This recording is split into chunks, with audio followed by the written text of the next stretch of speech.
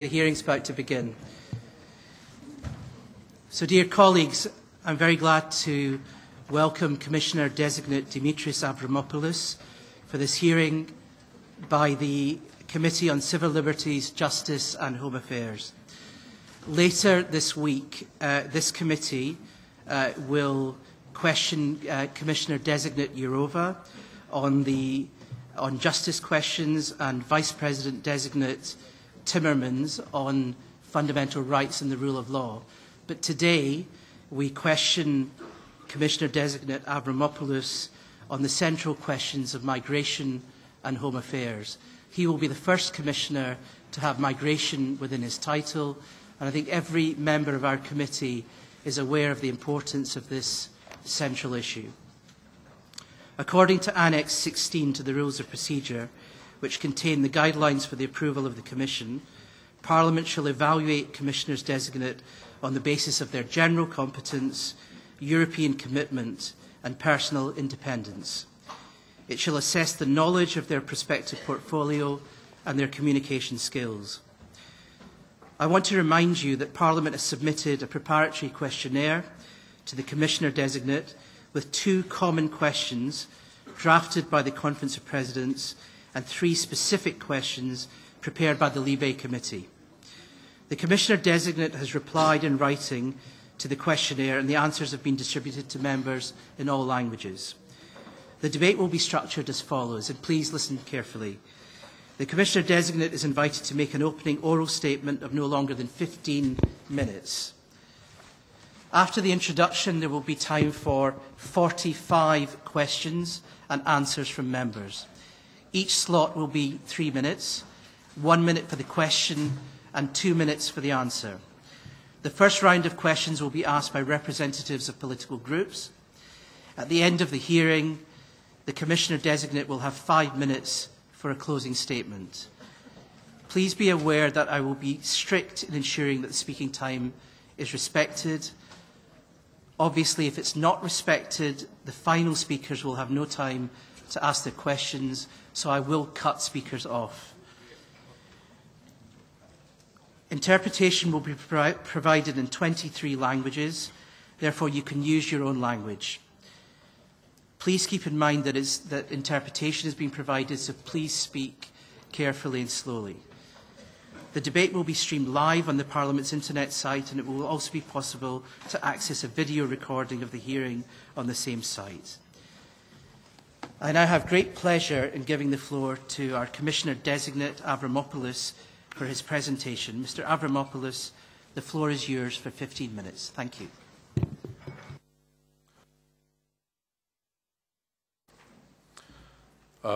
Chairman, honourable members of the European Parliament, the Charter of the Fundamental Rights reminds us that the Union is founded on the indivisible, universal values of human dignity, freedom, equality and solidarity. It is based on the principles of democracy and, of course, the rule of law. It places the individual at the heart of its activities by establishing the citizenship of the Union and by creating a wider area of freedom, security and justice. More than anything else, this chapter describes what Europe is all about, and it defines the mission we have in front of us in migration and home affairs. The reality that we face in this field is challenging, and to a large extent our shared responsibility will test the pace of European integration and the legitimacy of the European promise. What is the reality today? An exploding geopolitical environment, a new terrorist threat that has declared its intention to hurt our societies, a European economy struggling to recover from the crisis, an ageing continent in a demographically young world, ghettos inside our cities that increasingly seek refuge to extremist causes. Sophisticated forms of crime that know no borders. And a continuous humanitarian disaster in our borders that is in painful contrast to our shared moral, cultural and political heritage. And we face as well the growing dissatisfaction of European citizens. Let me be clear from the very beginning. The answer to these challenges is definitely not Fortress Europe. History has proven that fortresses built for the protection from external threats became at the end fortresses that enslaved those who intended to protect and led finally to isolationism. This direction is not a part of our mandate. Europe can only prosper so long as it energetically facilitates the mobility of ideas, goods and people. Openness and security are the pillars of the European edifice. This is the mission of the Commission in relation to migration and home affairs. And the mission is clear. We have to turn security and facilitate mobility into the stepping stones for a Europe that grows without fear. To this end, we have to protect the identity of Europe as the area in our world that guarantees the fundamental rights. We have to implement an integrated and targeted policy so as to attract the talent and the workforce that each member state needs. We have to make sure that Europe will support smooth integration of migrants in our societies. Moreover, we have to guarantee that crime and terrorism stay out of European borders and are combated effectively.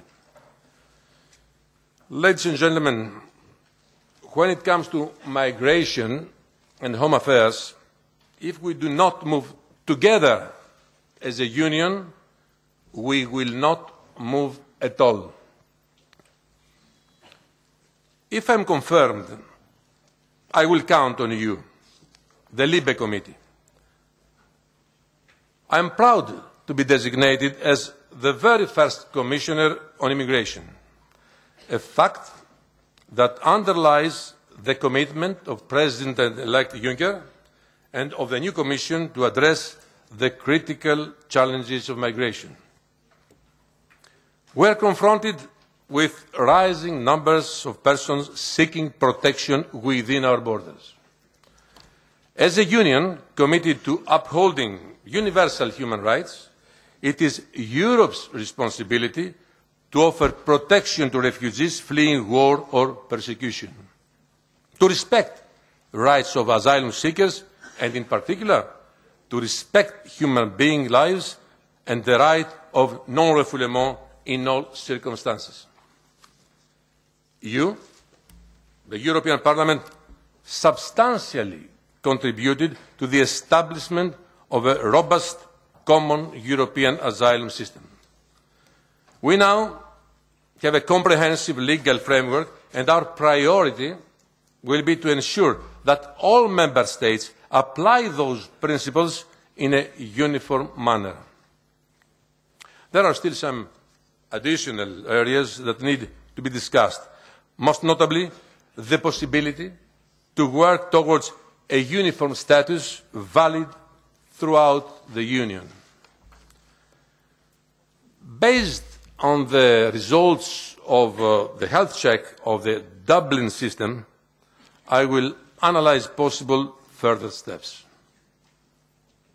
We hear daily news about the arrival of migrants at our shores and the news about desperate people embarking on often fatal journeys in the Mediterranean. One more example, what happened last night in Cyprus.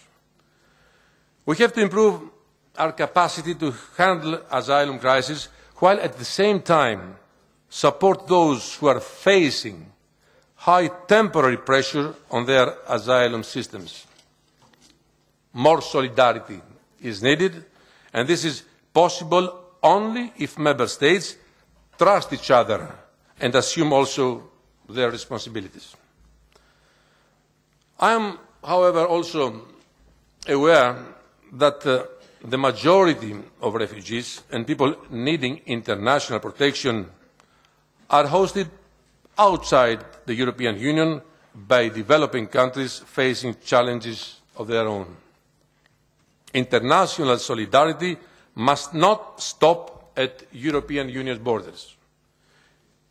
In my view, Europe should do more to support countries in the regions from which many refugees originate or through which they pass.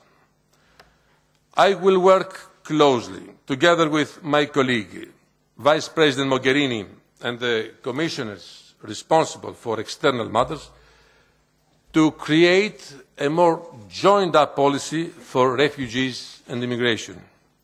At the same time, I am fully committed to encouraging Member States to host more refugees from third countries. Resettlement of refugees is one of the most tangible acts of generosity and solidarity vis-à-vis third countries hosting large refugee populations. The European Union has to protect those in need, but can at the same time only be credible if it tackles irregular migration in full respect of fundamental rights. This includes that rejected applicants are treated with efficient and rapid returns. Priority should go to assisted voluntary return and, in addition, sustainable reintegration in the countries from where they come should be strengthened. Here, we will also need to reinforce our cooperation with countries of origin, transit countries, as well as international and non-governmental organisations. A comprehensive approach includes also, of course, the possibility to come legally to the European Union. We have to maximise the benefits of international mobility, migration and integration. Europe is a part of a globalised and interconnected world where international mobility is expected to increase. We need to assess the needs of the European labour market, identifying skill shortages in different economic sectors. The international competition for high-level skills already is intense, but Europe needs also people working in other sectors. I would like to engage in a regular dialogue with all the relevant players and stakeholders, Member States, businessmen and trade unions. I believe that a European platform coordinating that dialogue would be very, very useful. The first years of implementation of the Blue Card Directive have shown, it is true, several shortcomings. That is why President-elect Juncker highlighted this for early attention in its political guidelines. One of my priorities will also be to ensure that the negotiations on the directive on students and researchers are concluded within 2015. And now about Schengen. Schengen is one of the greatest achievements of European integration, and we have to maintain the absence of controls at the internal borders. A precondition for no internal border control is to have efficient external border control without making Europe, as I said in the beginning, a fortress Europe. While Member States are responsible for controlling their section of the external border, the capacity of Frontex should be used to the full to ensure European solidarity. But are the tools at our disposal sufficient? The Commission, the European Parliament and the Council should open a debate on the long-term development of Frontex and the need and feasibility of creating true European border guard system. Migratory pressure at the border and smuggling are steadily increasing, and therefore our response capacity should be reinforced to address holistically the whole problem. Efficient border management requires us to build on modern technology. We have to make better use of the opportunities offered by digital technologies for the management of migration and mobility. The fight against people smuggling remains a priority. We have to bring those who exploit the needs of people in distress to justice. And the abominable form of modern slavery, that is trafficking in human beings, should be combated efficiently as well. This is also mainly a fight against organised crime inside the European Union and worldwide, and we need global responses. Citizens ask us to protect them as they fear that there are threats to their security because of terrorism and violence. At times of conflict in our neighbourhood and threats posed by foreign fighters, we need to better combat terrorism and organised crime. Crime travels across Europe and undermines our societies and the economy. We need an updated framework for European action with a focus on the respect of fundamental rights and better synergies with external action. Actions against cybercrime will make it easier for citizens and businesses to make full use of the interest. Likewise, actions against other forms of organised crime, such as drugs trafficking or against corruption, will allow business and industry to benefit more from the internal market and avoid losses to public budgets. Honourable members, data retention is a security instrument that has been much discussed. Now we have the ruling of the European Court of Justice. We will have to examine the best options for the way forward, fully respecting the principles inherent in the ruling, namely the principle of proportionality and the right to personal data protection and the other fundamental rights we hold dear. Recent events in Europe and beyond have shown that we are confronted with a renewed terrorism threat. The role of the European Union is to assist Member States in countering the threat, and particularly the serious threat powered by foreign fighters. We have to work in particular on prevention by combating radicalisation, addressing its causes and disrupting terrorist financing. Police cooperation and the exchange of information is the backbone of European action in the fight against crime. In this area, there is a lot of room for improvement. Mesdames, Messieurs les membres du Parlement européen, j'ai l'intention de travailler. Ladies and gentlemen, I intend to cooperate closely with you to achieve specific and tangible results.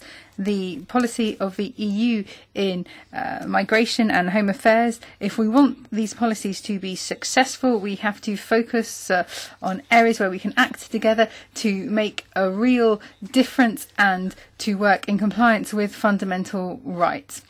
If I am confirmed, I will work with the President-elect to put in place the guidelines necessary for during my mandate. I will liaise directly with my colleague, the Vice President, and work together with other members of the Commission.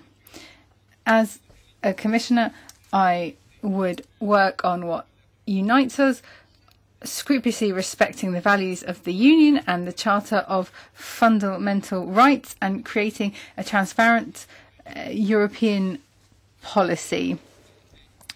We don't want citizens to be enclosed by bureaucratic walls. We need to be able to face the new challenges ahead of us resolutely and with perseverance.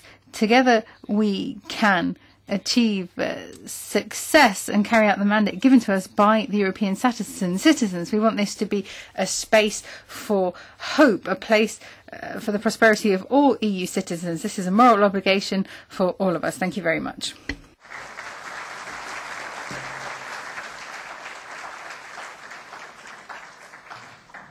Thank you, Commissioner Designate, for your opening statement. You slightly exceeded your time, but in fairness to our members, I may deduct that from your closing statement, but thank you very much for your opening statement. I now open the first round of questions by coordinators of the political groups and a representative of the non-attached members. And we open this session with a 1-minute question from the EPP Vice Coordinator, Ms. Roberto Metsola. Thank you. Irregular immigration and asylum are European issues that, by their very nature, require a European response. Often we have been criticised for a lack of solidarity between member states, notwithstanding the pressure placed by the European Parliament. Italy recently launched its Mare Nostrum operation, and now Operation Triton will be implemented, but its success depends on what resources member states are willing to allocate.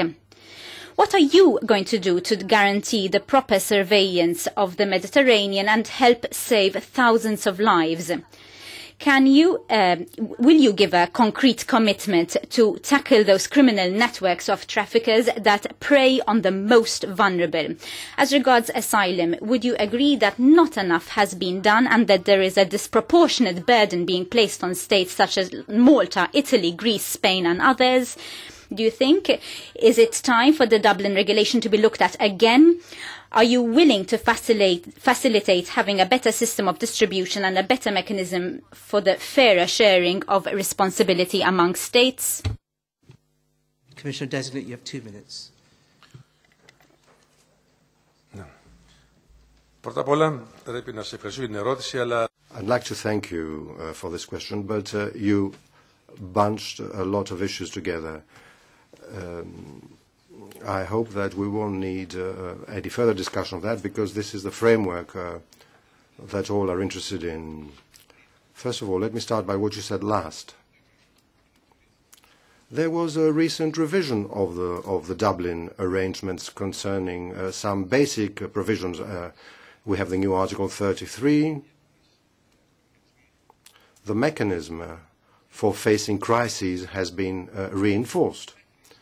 And it's also true that I will ask my services to draft a study to see what other changes we should have on the Dublin arrangements. Frontex is doing a very good job, as does the Mare Nostrum program. I don't know what will happen in the future, but Triton will further help Frontex in its work, and we will work to help them. It's also true, as you said, that we don't have enough financing, but we have 90 million euros that have been accepted, and there will be another 20. But yes, of course, we will demand more monies, and we will help and reinforce Frontex and international cooperation in the area. The countries that face more pressure must be helped. And we should all show more solidarity towards these countries. To do all this, we need a very good study, very good preparation, and very good cooperation among us all. And I will have to repeat that many times. I will need your help. A commissioner by himself can do quite a few things. He can propose and undertake initiatives, but we will need the help of your committee to help all those tools and improve them where they need improvement, either Dublin or Frontex. We will try and find new ways of making use of these mechanisms. And something that concerns your country. We tried to see how relocation works, but we need... Thank you, Commissioner. I'm going to start interrupting. It doesn't help that the clock is not functioning too well. Commissioner, you didn't speak for 32 minutes. You did, in fact, just exceed your time by 4 seconds. But you're going to have to get used to the Libe Committee. We're going to be brutal, but not obviously 32 minutes. But okay. And Roberta, if I was a bit cruel, you did exceed, but not by the amount that the clock said, obviously. Okay, so a 1 minute question now. In fact, Brigitte, you can speak for as long as you want because the clock has gone crazy. So 1 minute question from the S&D coordinator, Ms. Brigitte Sippel. Thank you. Herr Avramopoulos, Sie haben das Thema Vorrang. You talked about the storage. The Court of Justice said that this directive was null and void and has challenged the appropriateness. This means that other European instruments which are based on collecting large amounts of data being called into question, such as the agreement, the PNR agreements. Can I ask you a couple of questions? First of all, will you take on the obligation to have a close look at all existing instruments which are based on the collection of data and which the EU is involved in? And secondly, how do you intend to make sure that in all future proposals about exchange of information for purposes of criminal investigation, all rules about pertaining to human rights and a basic charter are kept in mind? Thank you. 2 minutes. Thank you, Ms. Zippel. The decision of the European Court of Justice is clear, and it will be our guiding principle, the ruling of the Court of Justice. This ruling makes it clear that the Data Retention Directive is no longer valid. Our initiatives in future will be based on this ruling. This is our basic aim, anyway, to implement this ruling. I will study. You asked me to commit on something, but it is easy to declare commitments, and it could be hasty to do so. But I commit myself to see how and if I could come to you with a new proposal. But I can quite clearly state that whatever proposal I bring before you will be based on the protection of fundamental rights, of personal data, and, of course, the principle of proportionality. We all know this ruling. And if you'd like to know my point of view, I'm very close to the legal argumentation of this ruling, and I do believe that this should be one of our priorities.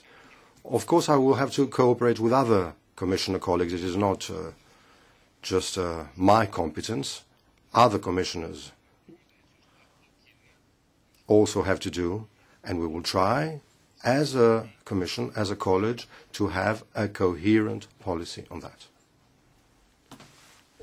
Thank you, Commissioner Designate. The next question is from the ECR coordinator, Mr. Timothy Kirkhope, for 1 minute. I have two questions, Commissioner-elect. First of all, what does the Commission intend to do to address reports of failures in the proper processing of newly arrived asylum seekers in some member states, an issue raised many times here? How will the Commission address this in order to ensure the efficient running of the Dublin system and avoid undocumented and often vulnerable people, and children in particular, travelling around the EU? And my second question, the threat of ISIS is very real and very imminent to the security of the EU. Does the Commission-elect intend to make the fight against foreign fighters and the need for an EU PNR system, as supported by EU leaders in Council, a priority for the upcoming mandate?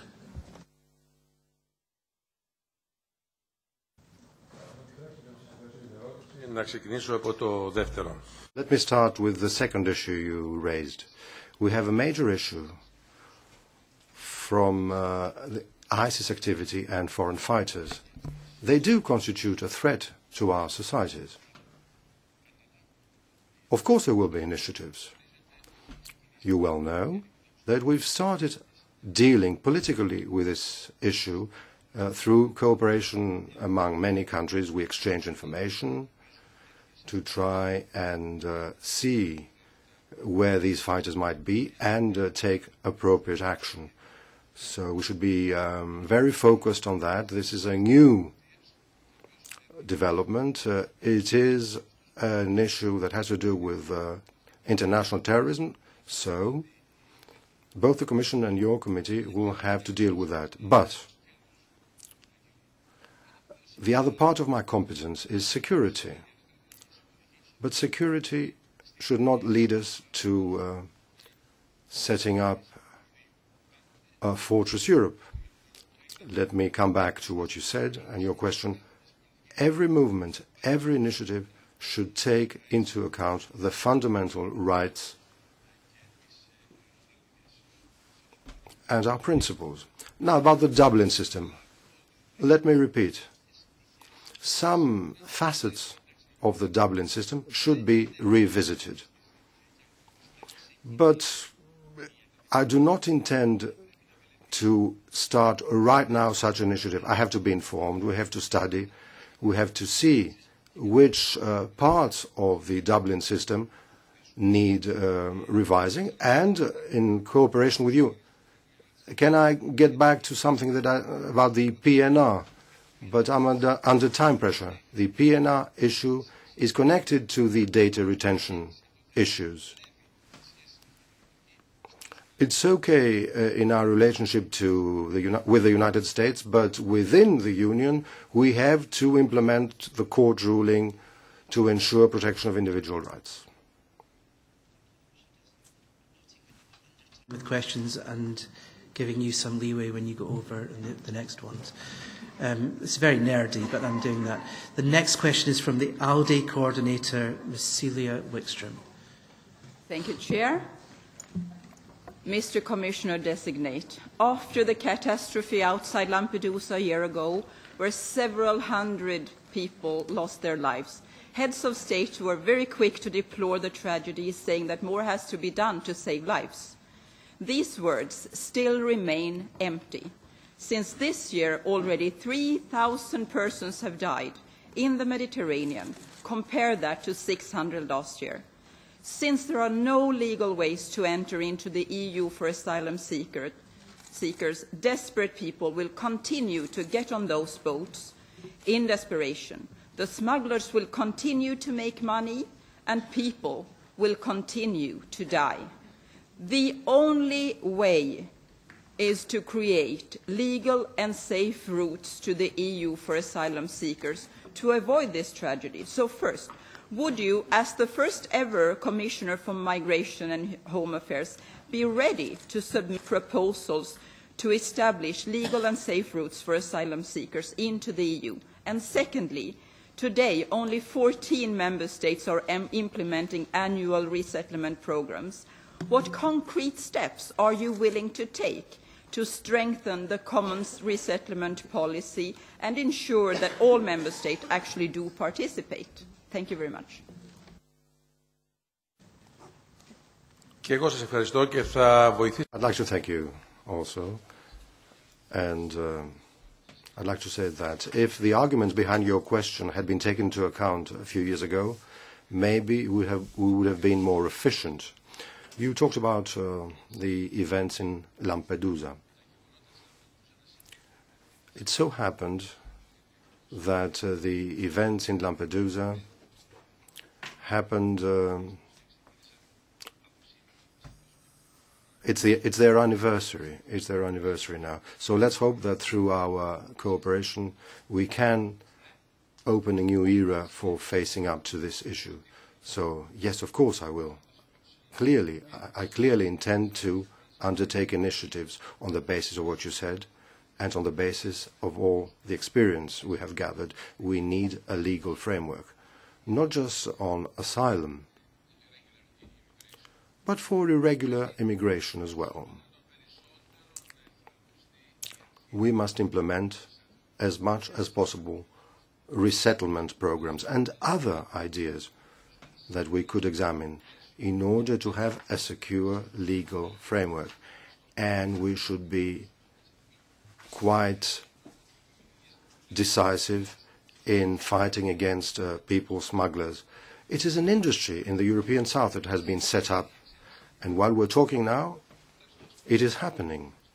People are being smuggled. You mentioned a number. They could even be more. We know how many died because we found the corpses, but there are many corpses that we never found. So we should stop this situation and create a framework of security and legal protection, and through our cooperation to find a way to set up a legal migration system. We should move in this direction, and I will mention it furthermore. But I agree with your remarks, and something more. We should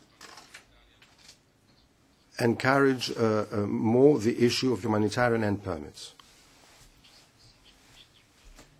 Probably longer answers, but these are the restrictions that we have. So the next questioner is Ms. Cornelia Ernst. It's 1 minute, and she is from the GUE NGL and is coordinator. Ja, vielen Dank.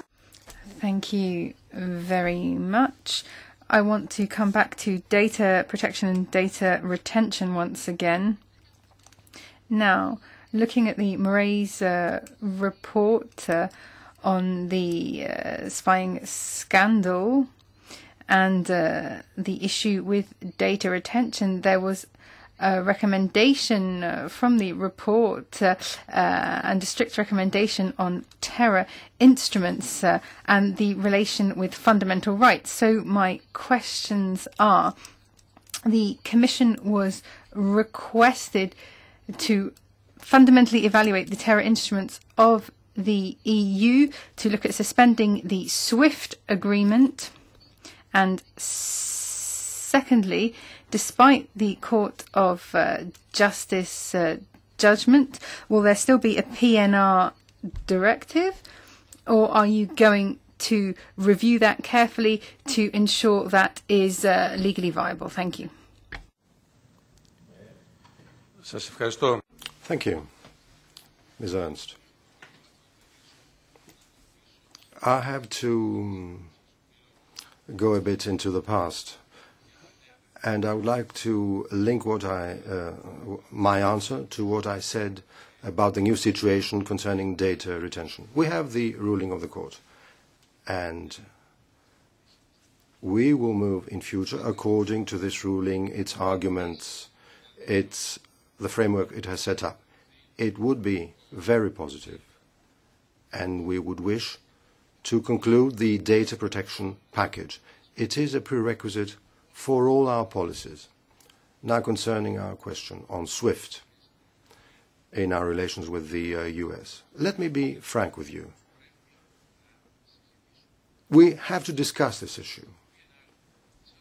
I know that in our relations with the US, PNR theoretically functions. But concerning what should happen within Europe, we're here to discuss it, and we will aim at adopting new policies. In due time, when we will discuss a package of data protection, I would like to assure you that these rules will be valid horizontally. Question from the Greens coordinator, Ms. Judith Sargentini. Thank you, Chair. Mr. Avramopoulos, in your written answers you state we need legal pathways for all categories of workers that seek to reach the continent. We Greens are happy to hear that. We think it will save life as both crossing the Mediterranean carry both refugees and migrant workers that fail to find other legal means. Could you please elaborate on these plans? Will you open the debate with the Council on the need to facilitate legal entry schemes for low-educated and/or low-wage jobs that are not of a seasonal nature? Like, for instance, work done by nannies from the Philippines. Will you tackle the issue of irregular olive pickers in Greece that come so far as even Pakistan? And then on family reunification. At the moment, there are Syrian refugees with family ties in Europe knocking on the doors of our embassies in Lebanon and in Turkey, and they are turned down. They are not allowed to join the family in Europe. Can we count on you to make European family reunification regulations more accessible for migrants? Thank you. Thank you, Ms. Argentini. I'd like to insist on the following. The time has come, the conditions are ready to create the conditions and the prerequisites for legal migration. You talked about an initiative from the chairperson of your committee on seasonal workers. This is a good initiative. And then we have the Winston proposals on students and researchers. And of course we will try to take it forward as soon as possible. We have the blue card system. This is for high-skilled within Europe, high-skilled workers within Europe. But we should be bold enough to try to achieve what you implicitly mentioned in your question, that we should have in Europe according to the needs of each country, because the member states will decide on their needs to bring legal migrants to our countries. Because legal migration is the best way to combat illegal immigration with full respect for their human rights and for the rights of their families that you mentioned. Europe is based and was constructed on basic principles, and that's why we're all here, irrespective of our party. So we need, since we work on the basis of freedom, democracy and respect for human rights, we need to implement these rights everywhere and in all our activities without having to be reminded by the Parliament or the Court of Justice. Thank you. The next question is from the EFDD coordinator, Ms. Laura Ferrara. Thank you, Chairman. When the Papandreou government had a barbed wire barrier put up on the Greek border with Turkey, the initiative was to protect our society and country from irregular migration, they said. That seems to be the principle informing the Juncker Commission in the light of the most recent communication from the Commission, which seems to imagine it can solve the situation by stepping up checks on the borders, keeping out these migrants who might make a contribution to the European economy.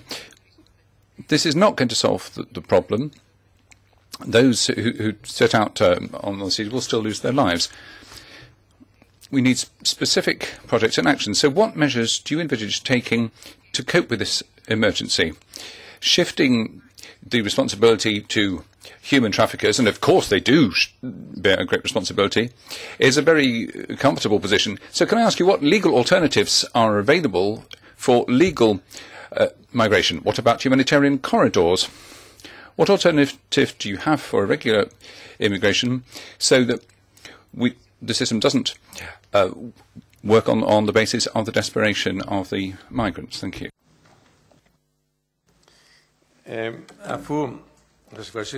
Thank you for your question.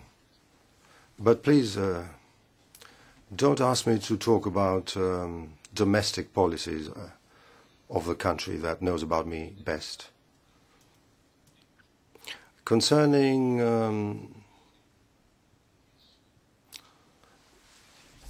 this border fence that we built in northern Greece, it was not in order to stop illegal immigration, but to create corridors, to create more legal possibilities of reaching Greece through its land borders.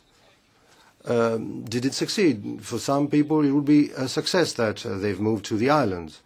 Others would consider it a success that we have these legal corridors. But we want to create a legal framework. We want to create European legislation on that. I've described what it should look like. Asylum is also very important. The new package will come into force next June, and it should be implemented horizontally in all countries without exception. And if you confirm me, my services will be on the spot to check how it is implemented. And let me assure you, we will accept no exceptions concerning our policies. Our aim is to create a legal migration framework. Signora Ferrara, yes, we are all equally sensitive on these issues. Solidarity, internal solidarity, solidarity towards the third country, solidarity towards those that ask for asylum.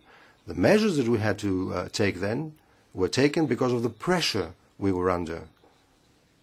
This clock, Mr. Chairman, makes my life very difficult. It stresses me terribly. When I'm just to say the best part, I have to stop. We get the best part.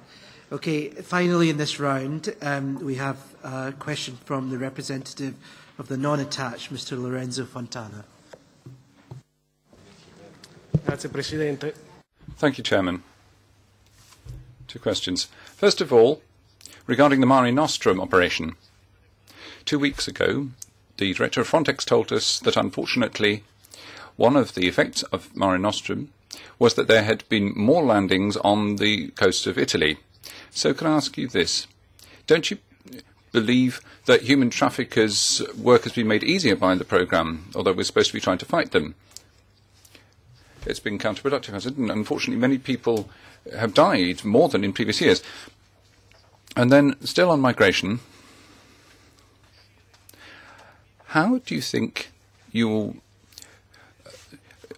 manage to cope with people who are entitled to stay as those who have been granted asylum and others who set out for Europe for other reasons? How could you maybe repatriate those latter? And then what about foreign fighters in ISIS? We've heard a figure of at least 3,000 people from Europe who've gone off to fight there, some of whom have returned to Europe. So what specifically are we going to do with those people? Are we going to withdraw their citizenship? Are we going to expel them? Are we going to take them to court? Clearly, these are not the kind of people we can have moving freely around the European Union. Thank you. Grazie, signor Fontana.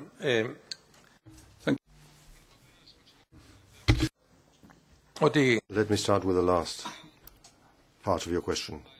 We've already said that foreign fighters constitute a threat. You said there are 3,000.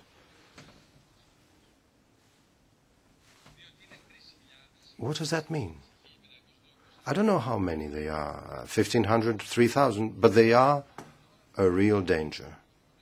If we know how many they are, then we'll know who they are. But there should be more cooperation among our services.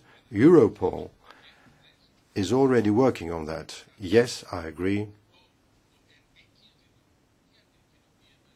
that we should deal with this issue, which is so dangerous for our societies, for our cohesion, preemptively.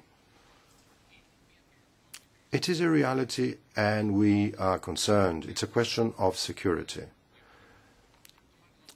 You know that Mare Nostrum was an Italian initiative. Please let me disagree. I would not say that it was so ineffective. If some believe that it was a pull factor, that this means that it is easier for the smugglers to smuggle people from our southern borders. We follow the way Mare Nostrum works. I read articles in the newspapers that there are some considerations that it should be suspended. Mare Nostrum should be suspended. But Italy is right in the middle of the arc where there's so much activity from smugglers and traffickers. So we should show that we want to express our solidarity with Italy. Frontex, with its new Triton program, could cover some of the areas on which Mare Nostrum is active today. But I don't know the final decisions of the Italian government. But let's not hide behind declarations. If Italy decides to suspend the Mare Nostrum program, then of course Italy will cooperate to create this security arc in the south. Not because we want to have refoulement policies. We are contrary. We're against such policies, Mr. Fontana. But the thinking behind our new policy on irregular immigration and asylum should be based on respect for human life and dignity. Those knocking on the door are not potential terrorists. They are not necessarily illegal immigrants. They are people fleeing dangers that they know better than us, and they ask for our solidarity. They ask to be accepted in an area of respect for democracy. I'm from a country where there has been immigration. All peoples at some stage in their history. Thank you, Chair. Sorry. Commissioner Designate, you're starting to get braver. I wouldn't encourage that, really. You're not even halfway there, so let's reassert some discipline. The second round of questions by members of the Libe Committee, as I implied, we have the most hard-working, experienced members in this committee.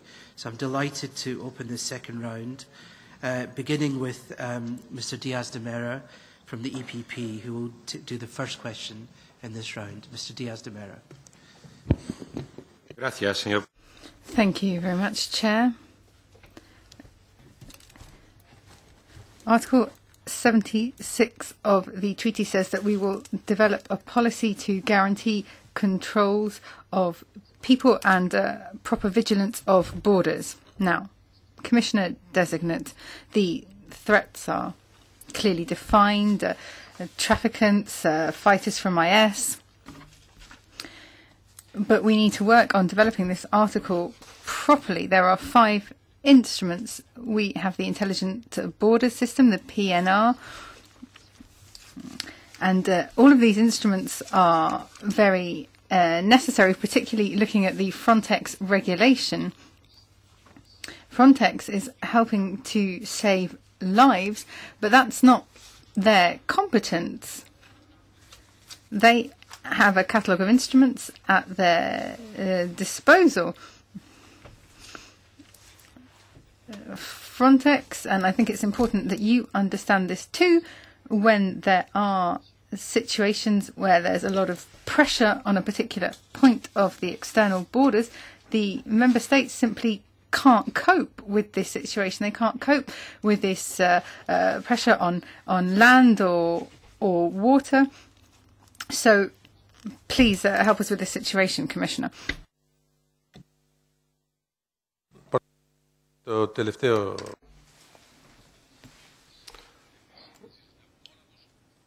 I agree with what you said, that by themselves, member states cannot do as much as they would like to do. Now, concerning Frontex, let me be quite clear. Your committee will be the most regular interlocutor of mine if I'm confirmed. Please support me in order to strengthen Frontex. I've already said it. Frontex, of course, functions. It was, first of all, it acted on a pilot base. It achieved what it achieved, but it needs more help. It needs more credit in order to cover its special missions. Quite rightly, you've said that Frontex is only competent on guarding the borders and not on search and rescue missions. Yes, on this issue we will have to work together with the member states, and each member state has its policies. But of course we need a more uniform approach from all member states where Frontex is active. Obviously, yes, the Smart Borders Initiative must advance. I know that there are reservations in Parliament about it, and I will take them seriously into account. And of course, we should avoid any repetition of what happened with the SIS and the overspending on it. We have to make sure it doesn't happen again. Thank you. We've reasserted authority, I think. The next question is Cecile Kienge. Signor Presidente. Thank you, Chairman. My question is to do with legal migration policies. I was happy to see that at various points in this debate this issue has been raised. I want to emphasise it too. Hundreds of thousands of migrants may not have highly specialist skills, and they may not be refugees or students or researchers, and yet they want to come to the territory of the European Union. If we want to protect the value of free movement with respect for people's fundamental rights, as you said yourself during the course of your statement, may I ask you this? How do you intend to ensure we have a legal framework which will hold out some prospect of migration over the longer term for legal immigrants, those who are not part of the categories I've just mentioned, wishing to enter EU territory? Thank you. It's quite clear that we need more planning and clear common rules on legal migration. I've already mentioned it. You repeated it. First of all, we should implement correctly existing rules and legislation. That would be a good start. And we should rapidly achieve progress on the Student and Researchers Directive. And we should revise the Blue Card Directive. This is an instruction that President-elect Juncker has already given me. So we need a holistic approach on legal migration. Signora Kwenge, this is the answer. And through cooperation, and I do hope that we will manage to achieve results, and these results should be a legal migration framework to achieve what other countries have already achieved, because there are successful migration policies in Australia or Canada. We should study, and I know a lot about it, because I've visited these countries. I know that whenever there is a need, they ask other countries to send skilled workers in many sectors, not just highly skilled and highly educated workers, but for everyday professions that help society function. That is what we should try and achieve, and this is the direction that we will take, thanks to your help also. Thank you. Thank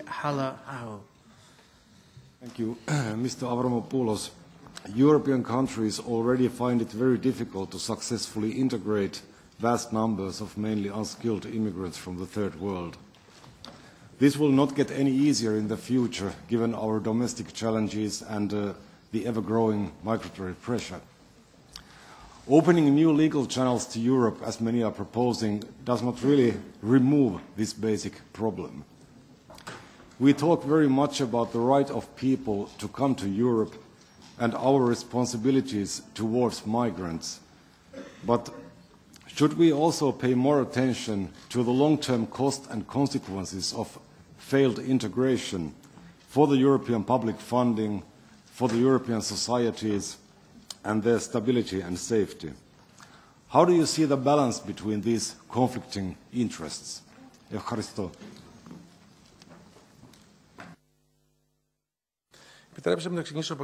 Let me start with something which is a bit theoretical. Europe came about on the basis of different ethnicities, and the vision of the founders of Europe was that all these peoples and ethnicities should converge on policies. This was the vision of integration. Europe has sent to all other parts of the world millions of immigrants. The US and Australia are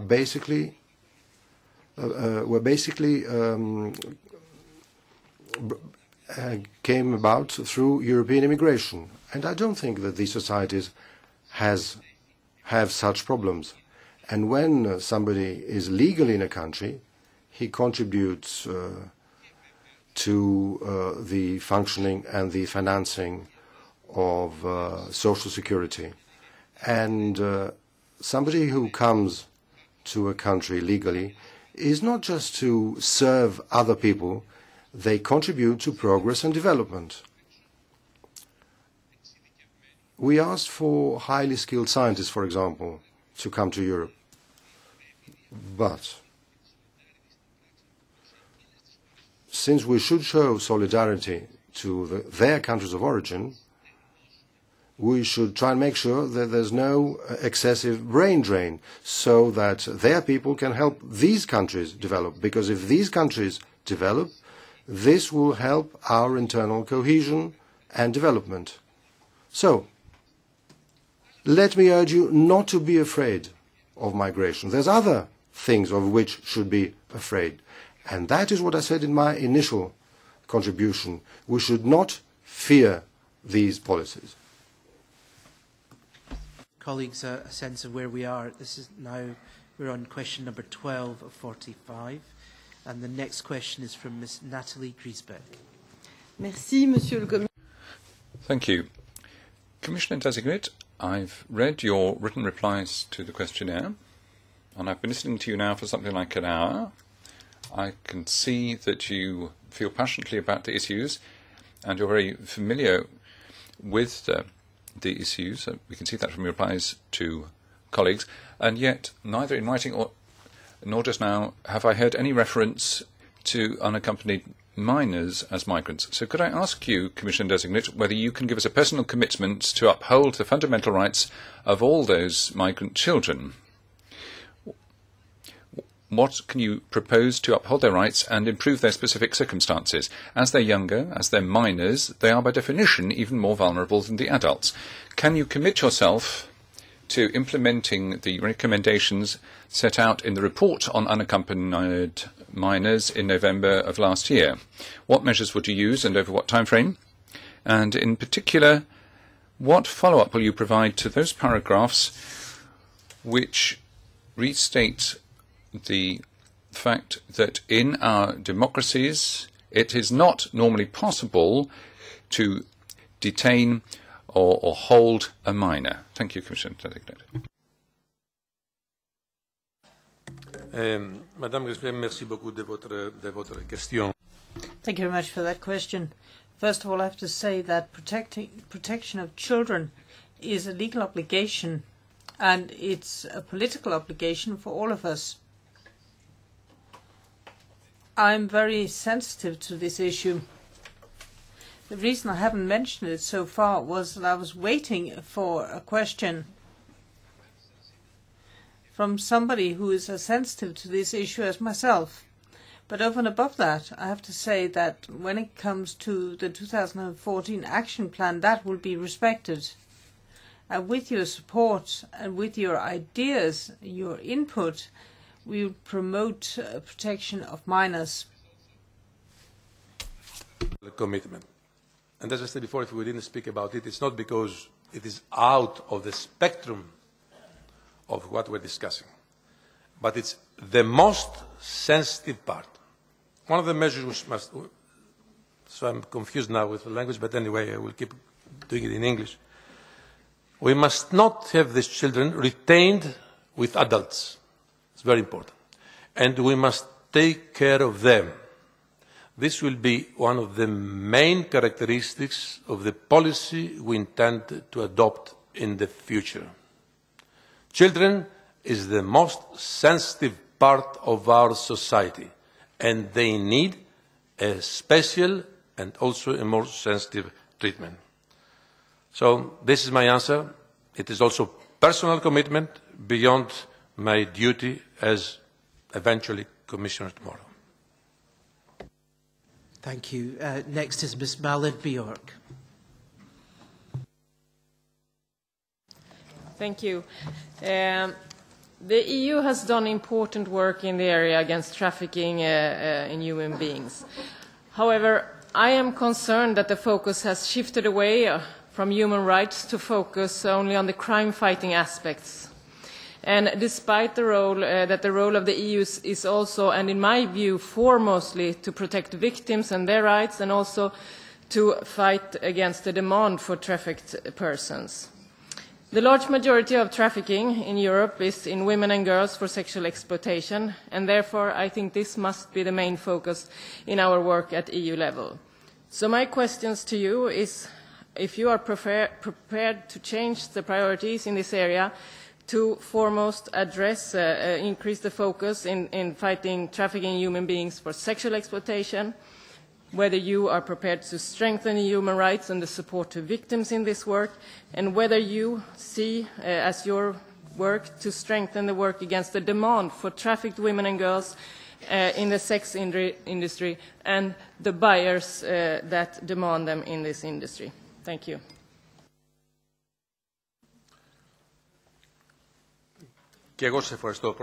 Thank you. Let me start by saying that, of course, I intend to continue and further strengthen the strategy and support and we give to the anti-trafficking coordinator. I think we all agree. Trafficking is this new form of crime which is a flagrant violation of human life and dignity. And it is clear that through irregular migration we see cases of smuggling, which, as I've said, is an industry that has been set up. At this juncture, mostly in the south of our union, but we can see it also expanding towards the east. And furthermore, the exploitation, the enslavement of women for sexual purposes. Now we have legislation on that. And we should not forget also that there are national legislations. I agree, Ms. Björk, that there should be harmonization. There should be more uniformity of national policies based on a direction that we will arrive at. So my answer is yes. Thank you. And next is Ska Keller. Ska. Thank you, Mr. Avramopoulos. You mentioned the death toll in the Mediterranean, which is indeed significant. And just today, Amnesty International has launched this report saying that a big problem is the lack of coordination between the search and rescue operations and indeed institutions of EU member states such as Italy, Malta and others. So what exactly are you planning to do, and how do you plan to work with member states and EU institutions to strengthen search and rescue operations in order to end the death in the Mediterranean? And then secondly, to come back to Dublin, you have mentioned it's a big responsibility for member states, and wouldn't it also ease the situation if one would let refugees ask for asylum in a country where they have family ties or speak the language so that they integrate better, but then also member states don't have to send them around? Don't you think that this would be a suitable solution? Thank you.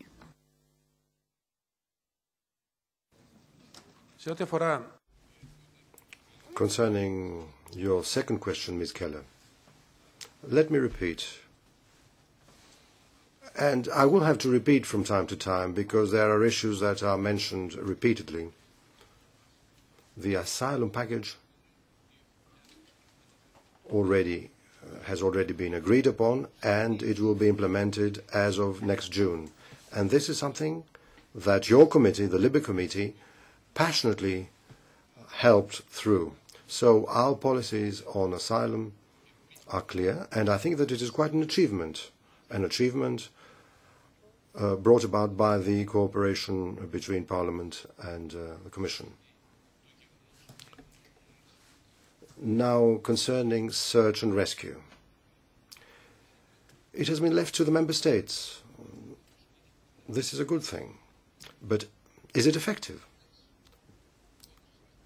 I've already told you that Frontex is an excellent agency, but in its future form, I'm not talking now about the Triton program in southern Italy, in its more developed form in the future and through cooperation of the member states And I do have some ideas on that, but I wouldn't like to mention them now. So, we would like to give more emphasis on search and rescue in the future. Mare Nostrum. Try to combine these two features. But as somebody has already said, we didn't get the best results. So, we should give priority to saving lives. Because we've got these statistics. And I'm not sure they reflect the dimension of the problem. Because some people are never found.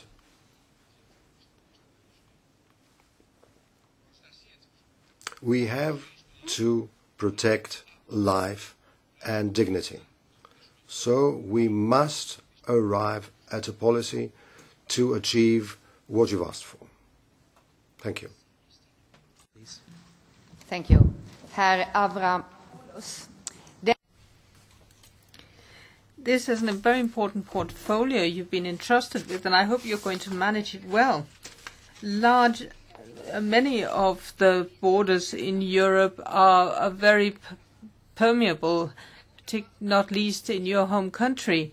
Frontex is not doing its job properly. We have illegal immigrants who sneak through the borders. We have fighters from Syria and elsewhere. We have unaccompanied minors who should be looked after. So what we need is proper guards on the border, and we need sanctions against those countries that just wave people through. To support legal immigration, we also need to discourage traffickers and people from Syria and elsewhere who exploit illegal immigrants. Sweden should have the least number of immigrants given their geographical position, but we actually take most. Will you work to make sure that we reduce the pull factor and that the Dublin Convention works properly? Thank you.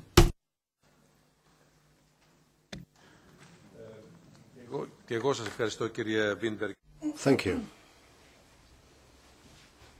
I'm sorry, I always start from the last point because I remember better what was said like that. You said that Sweden, at present, is facing an increased wave of immigration. 5 years ago,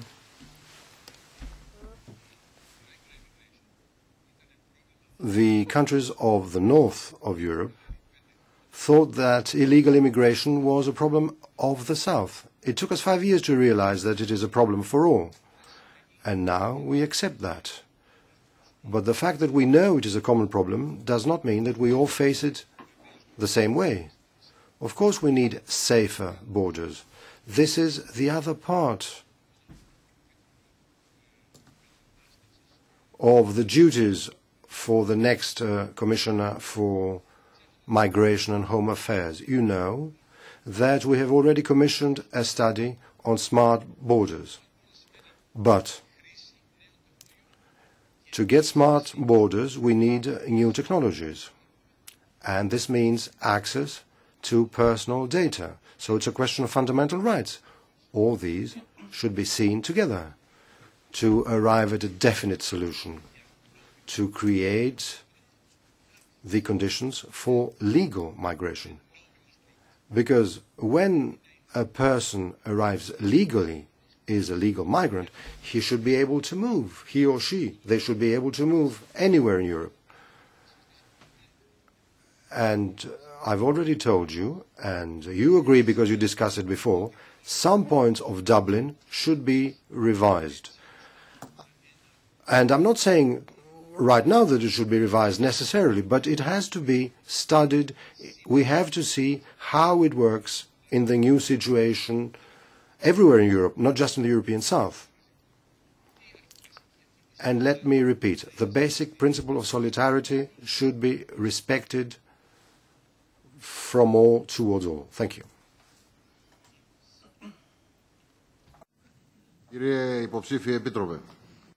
Mr. Commissioner Designate, You have an impressive CV.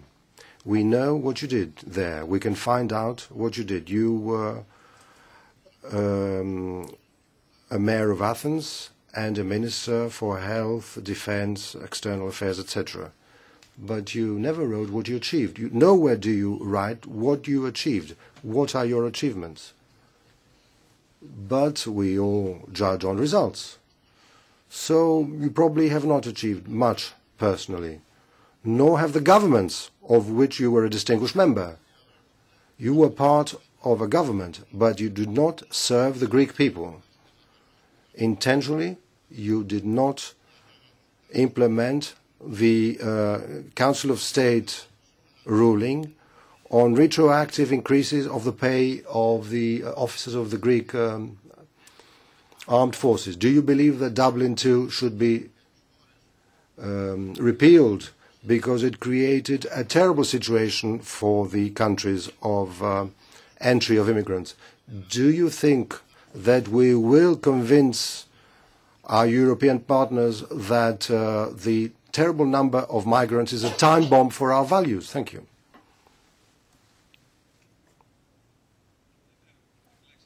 Mr. Avramopoulos, you brought issues of domestic policies. We all know your opinions. I've been in Greek politics for 21 years. I've been elected without interruption for 21 years, and I am very proud to have served the Greek Republic and the Constitution of Greece, like you did for 30 years as an officer in the armed forces. And I hope that you will continue to fight for the fundamental rights that are in our very modern constitution, as you did when you were an officer. Now, the way in which you managed to link Dublin to our internal policies and affairs of Greece, I really did not understand. They are two separate issues.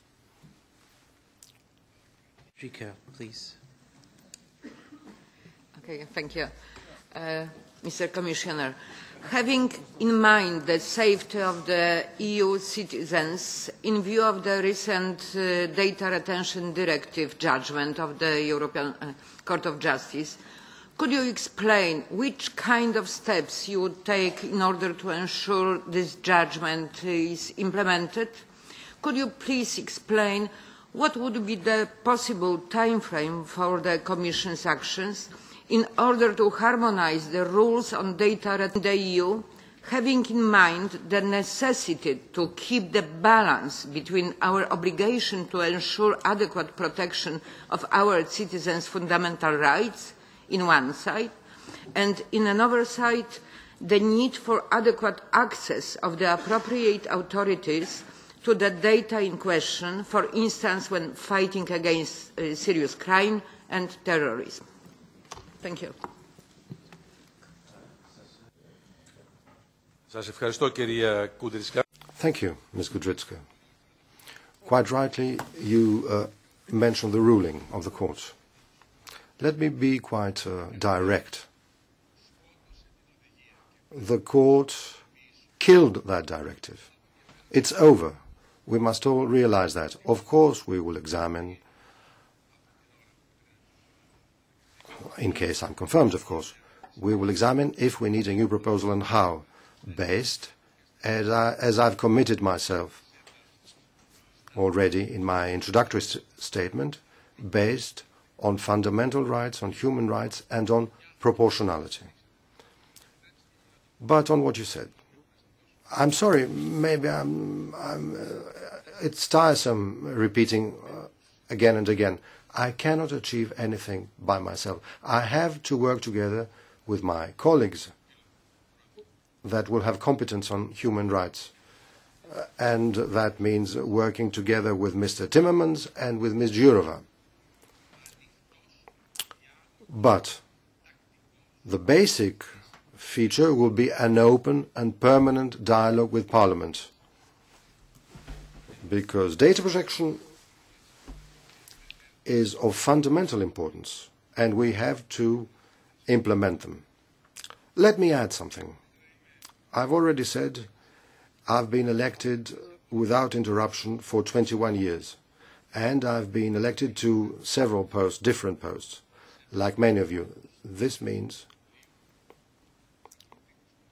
that I'm ready to respect Parliament as I demanded respect when I was a parliamentarian.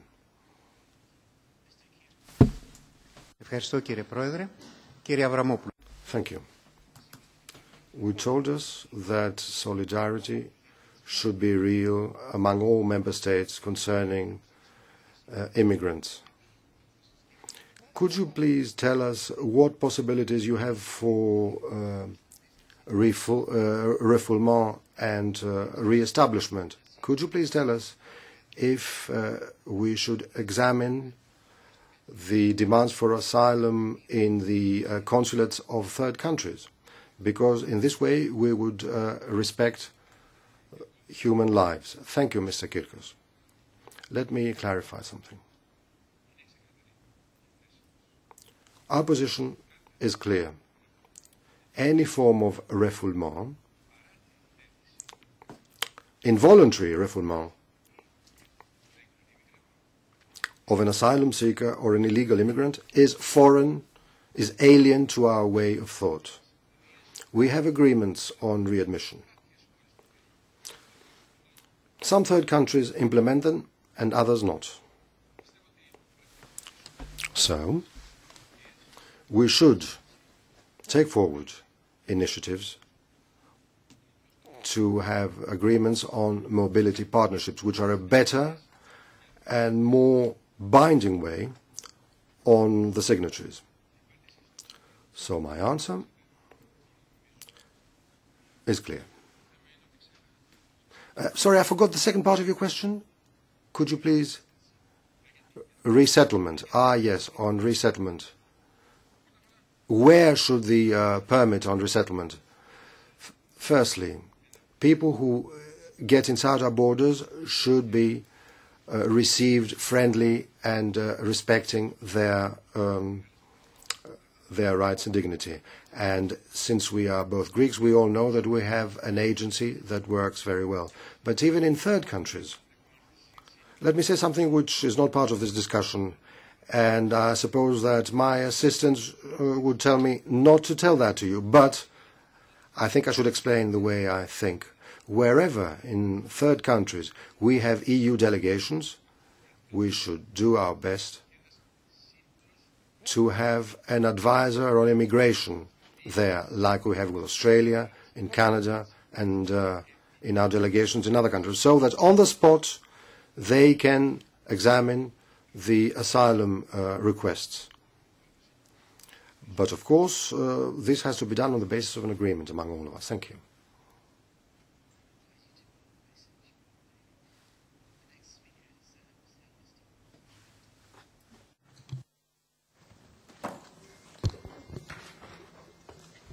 Voorzitter en kandidaat-commissaris. Thank you, Chairman. Commissioner designate, when it comes to discouraging illegal immigration, I'd like to ask you specifically about the state of play in negotiations with Morocco.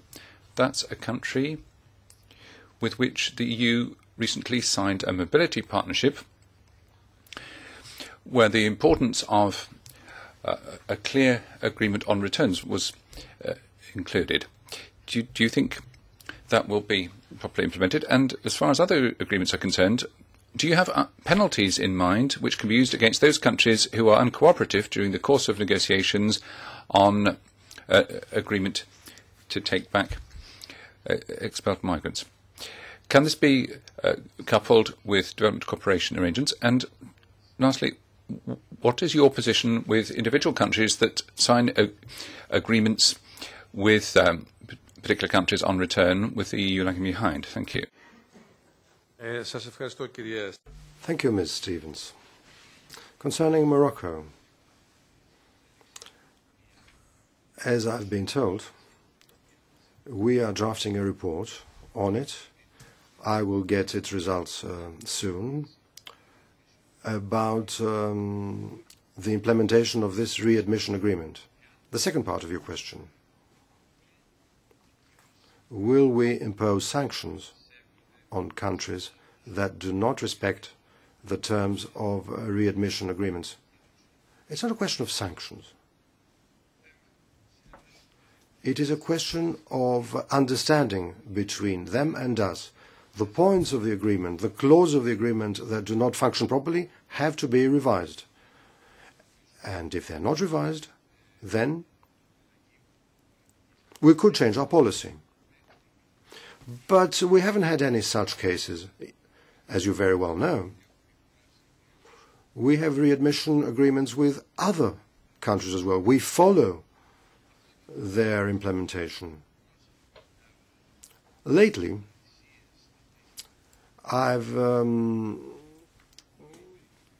met the colleagues working in the DG1 services. They follow the situation and they are very objective and professional in their advice.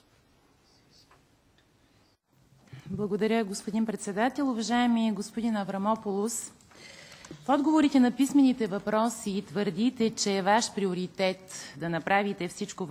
Yes, in your written comments you mentioned your priorities and how important it was to do everything you could to deal with the migratory pressure on our borders.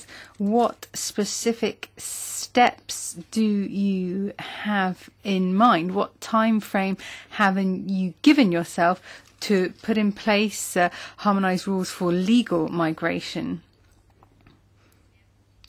What will you do so that countries such as Bulgaria, Greece, Italy, Spain can deal with the difficulties they're currently experiencing?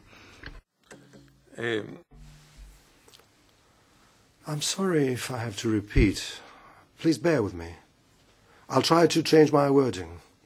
I've already said, and it is a binding commitment, that we will try to speed up the discussion to have a charter of legal migration for all countries of the Union, because this means that all countries will respect the agreement that they will have signed to. Of course, on seasonal workers, we've already managed to take a part of this issue forward. We also have the proposal on students and researchers. The Blue Card initiative is already in force, but we have to see in which way we can broaden the scope of our attempts to welcome the best skilled workers we need, avoiding an extensive brain drain on their countries of origin. Furthermore, we should increase pressure for a horizontal and full implementation of resettlement on the countries you've mentioned. Yes, we should show solidarity, but practical solidarity. Furthermore, in view of the situation, it is the countries of the European South that need more solidarity at this juncture. But as your Swedish colleague just said, it's not just a problem of the European South. It's a problem of the whole Union. So there should be solidarity among all member states, because nobody knows what the future will bring. Maybe others will need to be shown solidarity. And I have to repeat, because it comes back again and again, yes, there will be studies as soon as possible, and then we'll see what happens with the results of the studies.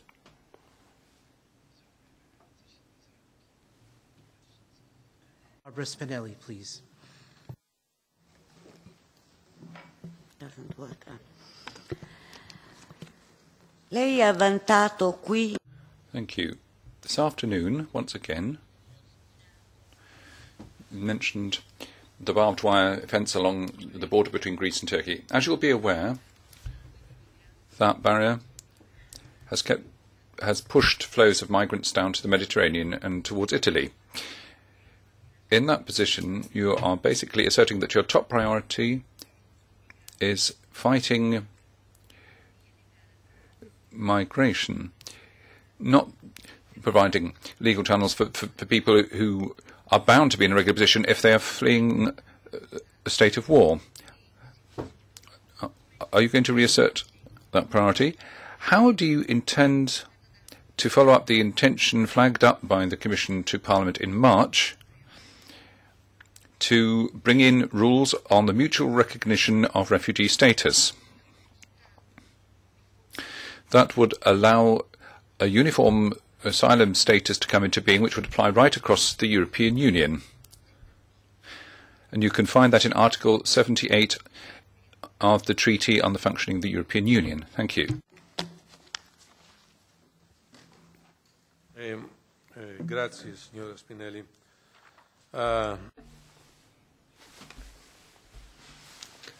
Let me start with the issues of asylum.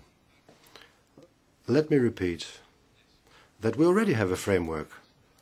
The asylum package has been adopted and it will come into force next June.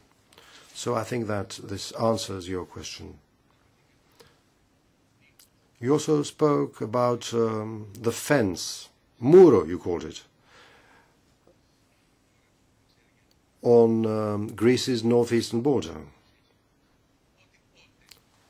Let me tell you that that's the way we did these things then.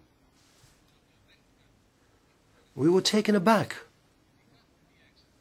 All our countries were taken aback, and each country decided to adopt its own separate policy. And then there was a European dimension.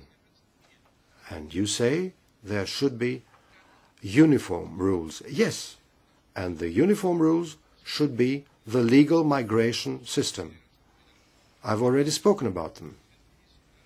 And I'm certain that it won't take long before we all feel very proud because we've managed to leave a legacy for the future of Europe, an organized legal migration policy on the basis of our principles and ideals,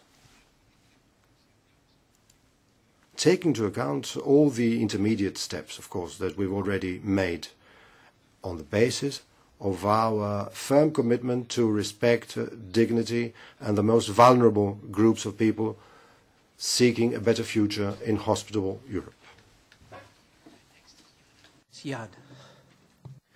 Thank you, Chair. Dear Commissioner-designate Avramopoulos, I recognized your very strong words on the judgment on the Data Retention Directive and especially the assessment that this is also applicable to the processing of passenger name records. I completely agree with that, and I would support you in following up to that by reading point 59 of the judgment, which requires clearly, where the court requires clearly a link between the subject, whose data is retained, to a risk to a certain group, which is suspicious, or to a certain region, or a time line, a time schedule in which a risk is turning up.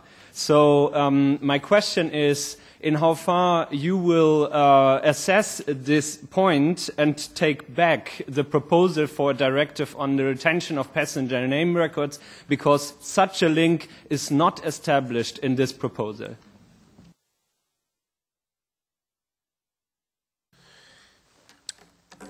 Το PNR εκ των πραγμάτων.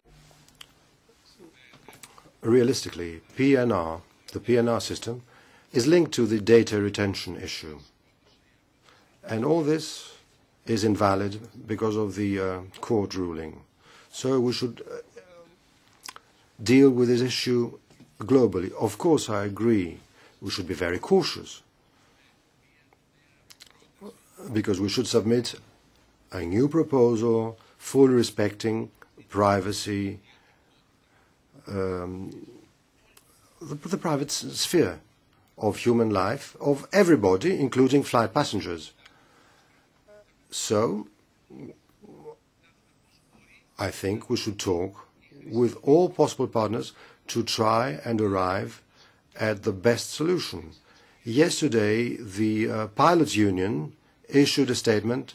Sorry if I'm not sure if it's absolutely right because I've just read it in the newspaper. The pilots' union said no, You shouldn't withdraw the initiatives on PNR because we need PNR for our protection as pilots.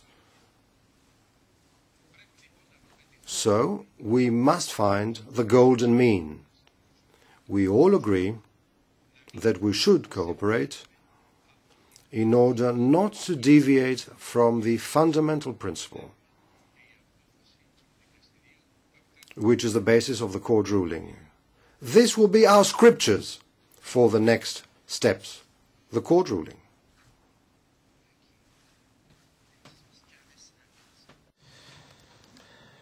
Thank you. I just hope my voice holds out because I've got flu.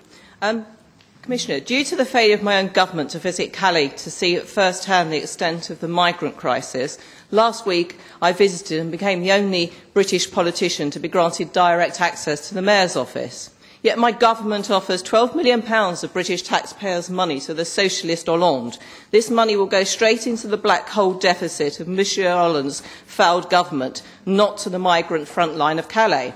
The Deputy Mayor, Philippe Mignonet, said he wasn't very impressed with David Cameron's kind offer of ex-NATO barriers. He really doesn't know what to do with them.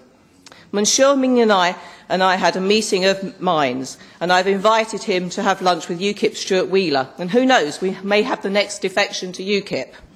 So could the Commissioner tell me what practical measures this place has planned to clean up Calais, to deport the migrants back to their countries of origin, to stop them crossing Europe and halt the pernicious trade in human trafficking, which directly contributes $15.5 billion a year to the terrorist funds? Of course, the free movement of people is the biggest problem.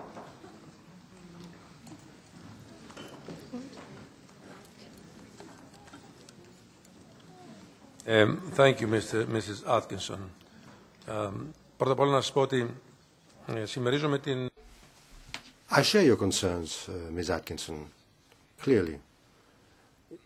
So you want to know what we do about trafficking, about smugglers, about all those who gain from the situation and who, in a flagrant manner, exploit human dignity and human lives. Now, I don't know about the amount that you mentioned. It could be more or less. But I hope you agree with me that the value of human life is not an issue of a price or another price. But let me say something more. The basic condition to combat smuggling is more cooperation among the competent services in all member states. And there's the rub. How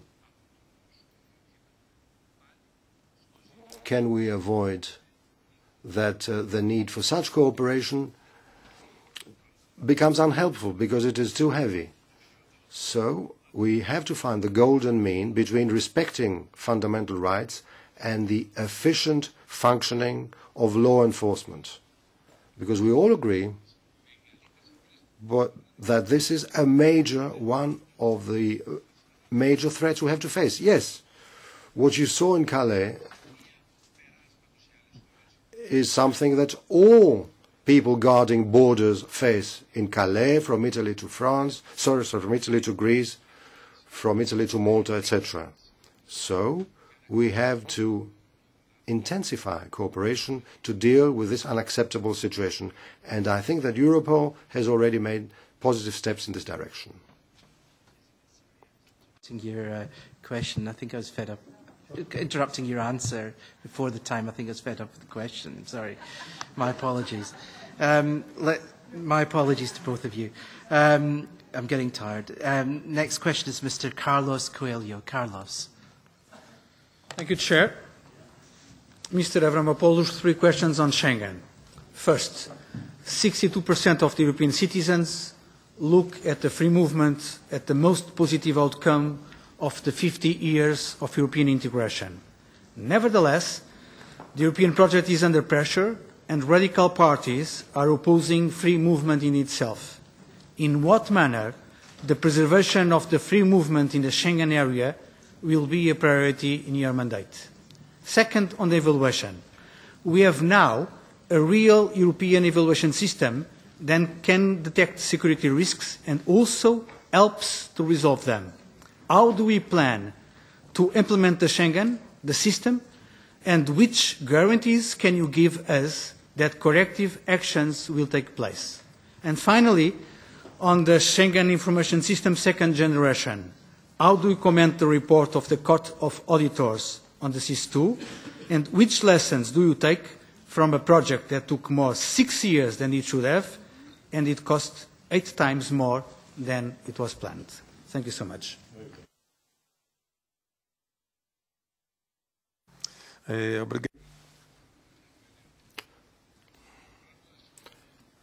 Let me start once again from the last element of your question, Schengen and controls.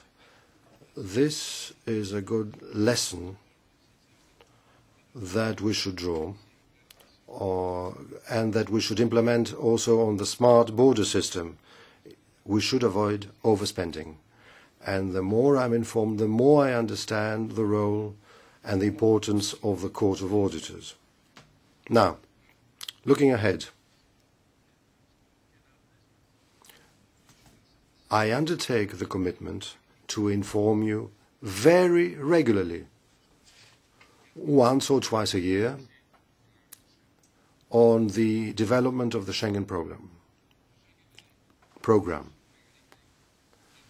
But Schengen is indeed the most tangible and the most important proof and achievement of what we all want to achieve, a more coherent and a more open Europe.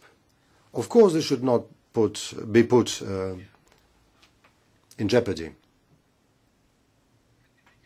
But if I'm confirmed, I will be the strict guardian of the implementation of the Schengen rules, informing you always and using your experience in order to improve the system even more. And of course, there will be a full ban on restoring unilateral control on the borders without European permission. Ms. Sylvie Guillaume. Sylvie.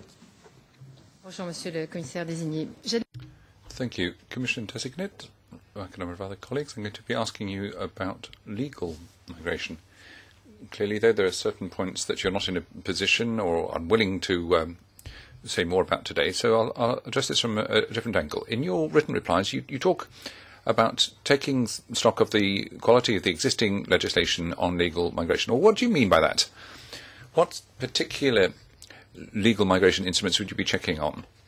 And how do you intend to judge the value of a given piece of legislation? For example, the Seasonal Workers Directive or the Single Permit Directive have not been implemented in a uniform way right across the Union. Thank you. No. Yes, your remarks are very relevant. You spoke about my introductory statement, and I said that I undertake the commitment to take forward policies that will lead us to have a set of rules for legal migration. I think that you will agree with me. That, unfortunately, for all of us, the European population is getting older, and legal migration can help us because we have a major demographic issue, whether we want to accept it or not. And we need to increase competitiveness vis-à-vis other countries, Australia, Canada, the US. We have this new legislation which will be implemented soon. I need to repeat that we should have a more holistic approach because there was a fragmentation. Our policy was a fragmented migration policy. The next step, which will be for us to achieve, between all three institutions, the Parliament, the Council and the Commission, is to achieve a comprehensive legal migration policy. Of course, we should respect also the other actors present, the trade unions, the business people, and through the cooperation among institutions. So I believe that we will achieve it, and thus your concerns will be addressed. Thank you. Question is from Ms. von Storch. Sehr geehrter Herr Avramopoulos. Commissioner designate, how do you feel about asylum in embassies? If we agreed that you could only apply for asylum in an embassy, then the result would be nobody would be drowned anymore. The people traffickers would not have any business. It would be much easier to deal with. And if somebody can't get to our embassy because of a war, they can go to the nearest safe embassy. These recognized refugees can then be brought to the EU at our expense, and we can then agree what country should host them. How do you feel about that idea? And would you encourage the countries to take on board those people who are being persecuted because of their religious beliefs at this moment, Christians? Thank you. Thank you.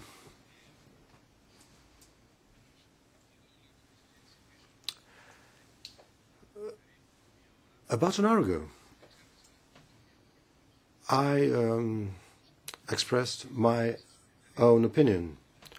I said that we should use for our migration policy the services of the EEAS. I have to talk to my friend Ms. Mogherini for that. So I'm quite close to what you said, that within our legal migration policy framework, which is the strategic objective, we should have offices in the EU delegations all over the world, in particular in third countries, where we should allow people to apply for asylum or for a legal migration status. That's the way the US and Canada and Australia function. But to have within the European admin network and next to our delegations in order to have such an office, we have to prepare the ground very well. We need the necessary infrastructure. And there we could use the experience of other countries that have such systems and have had them for 50 years. So yes, it's a very good idea. We should work on it together, because this would help settle this issue, and it does create legal possibilities of applying. Now, I don't know what Europe as a whole will decide, but I think this would help our migration policy quite a bit.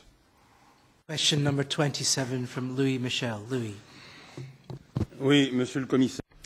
Yes, Commissioner designate, you've said you want to fight against terrorism while scrupulously respecting fundamental rights, human rights. You want to deal with migrants in a humane way based on absolute respect of human rights. Now, that's very eloquent in respecting the general principles. Of course, I believe you, but just to reassure myself, I'd like to ask you two questions. First of all, would you accept carrying out a study to analyse national and European legislation on the fight against terrorism in light of their conformity with human rights? In Parliament, we already put together this request, notably in my report in 2013. And the second question, the response you gave to a colleague surprised me a little. How will you ensure that there is strict respect by member states of the fundamental rights of asylum seekers and migrants as soon as they enter European territory? You responded, I think, in a slightly evasive way to a colleague's questions about putting in fences and barbed wire in Spain and in Greece, which can cause serious harm to migrants. I think it was somewhat of a concern that you didn't respond to this question. That's not at all a Europe of values. So I want to ask you this question directly in terms of these fences and barbed wire that were set up in Spain and Greece, and I'd just like to have your reassurance on that subject. Thank you.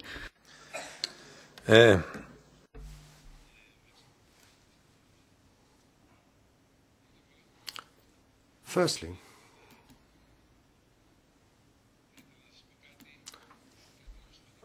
let me tell you something that I think is significant. I was not asked about my own personal opinion on the question of fences. I explained why they had to be put up.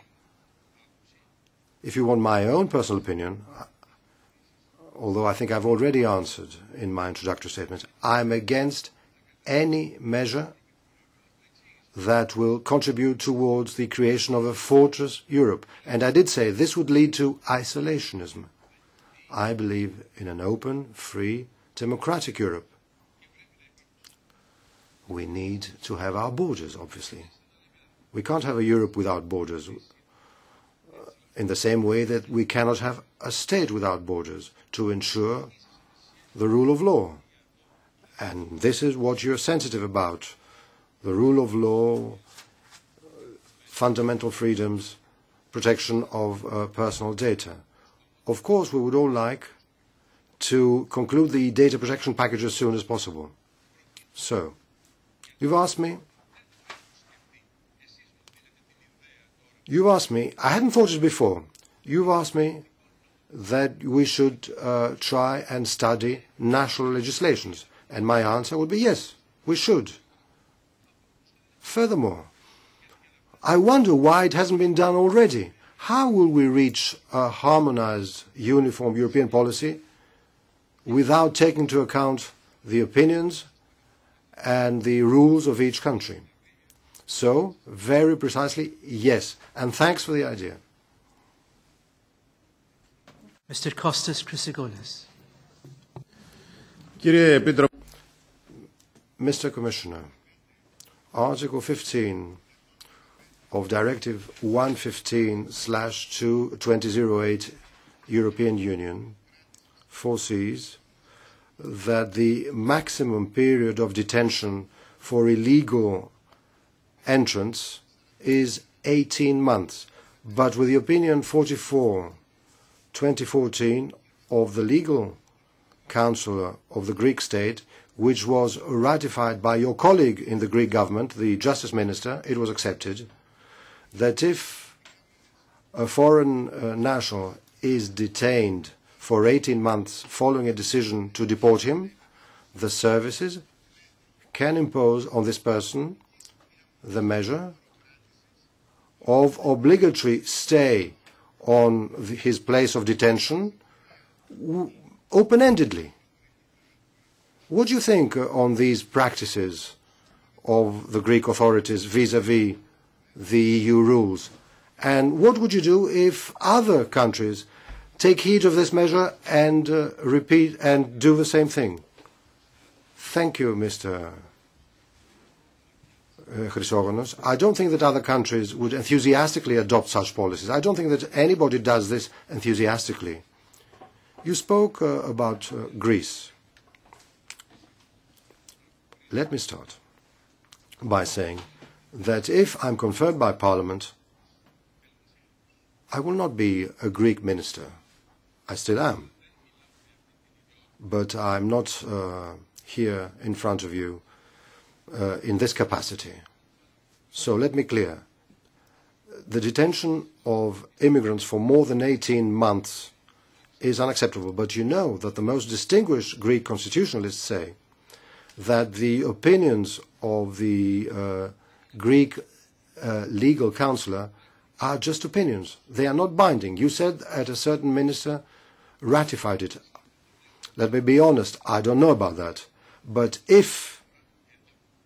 whether it was ratified by a minister or not, this is an issue that the Commission should discuss with the Greek authorities. It is implicit in your question that these people are not criminals. But after the 18-month period, they should enter production. But this means that we've created a grey area, which is a danger for these people. They might be more prone to being exploited because they are undocumented, they are free to work in our societies, and they might be made to work in very bad conditions. This should stop. We should create the terms for legal migration.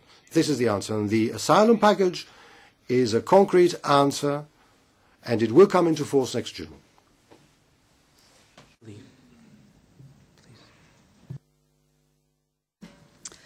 Monsieur le Commissaire désigné. Mr. Commissioner Designate, the complicity of Poland in operations carried out on its territory has just been recognized by the European Court of Human Rights. 9 other member states also collaborated in the CIA's program.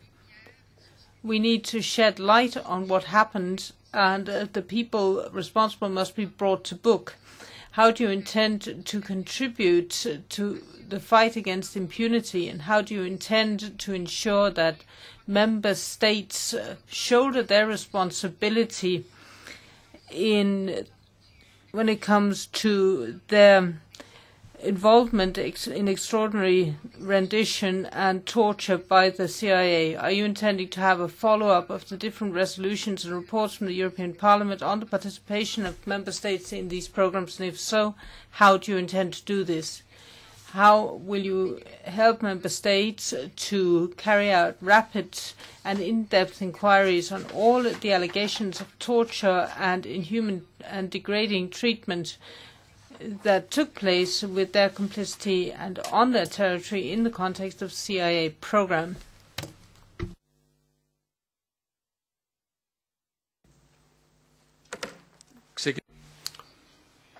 Let me start by saying that any behavior insulting and humiliating is inexcusable, whoever perpetrates it. I don't know this report you spoke about in detail, but irrespective of that, your question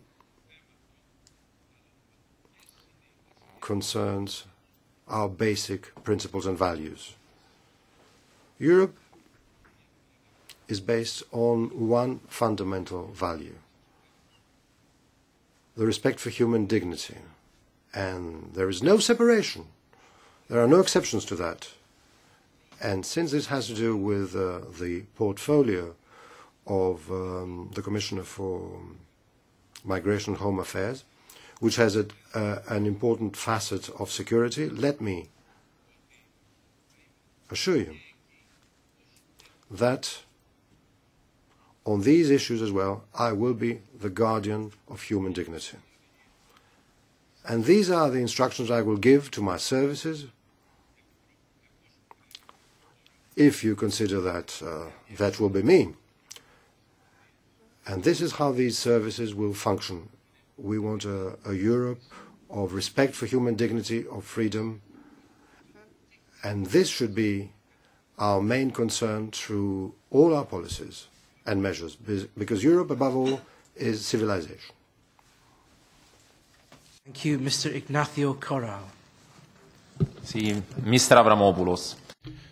Thank you, Mr. Avramopoulos. I've been listening to colleagues' questions to you very carefully, and I've also carefully noted that in your reply, you have been using your experience as a long-standing politician to stick to the realms of the politically correct. I don't blame you. Can I ask you directly whether the Dublin system and the way it deals with migrants should be pushed towards a fair share out of migrants amongst the EU member states. Now, a particular question, out of curiosity, there's a photo going around on internet which shows you close to the Turkish border, the famous barbed wire that everyone's been going about. You know, is this a true picture? It'd be rather like putting the poachers in charge of the gamekeeping, if so. Πρώτα απ' όλα. Well, I saw this photograph, and this photograph has me in a boot camp in Tripoli, which is next to my mother's village. This is a camp where new recruits are trained. And since I don't go to their the official celebration of their oath, where there are all the media, when I went to see them, yes, I did handle a gun, but I'm not. I don't like weapons, and it's very dangerous to handle a weapon without being trained. So it was jokingly taken and jokingly shown in a magazine, and I would never have done such a thing near our border with Turkey. And you must learn that I was one of the main actors of the rapprochement between Turkey and Greece. As a mayor of Athens, I helped very much this rapprochement, and this happened through the aegis of the European nations with an initiative called Cities Diplomacy. And as Mr. Annan said, this was a bottom-up initiative. So no, it was just a joke. If you come to my office, you'll see many cartoons that have been published that I have put up in my office. And I think that the more cartoons are made of me, the more interesting I am as a politician. Now, as far as policies are concerned, every country has its needs. Each country will decide what it needs. Scientists, taxi drivers, hairdressers. It's up to each country to decide what skills it wants. But if we have a legal migration policy, then each country will decide which skills. It has to be legal migration.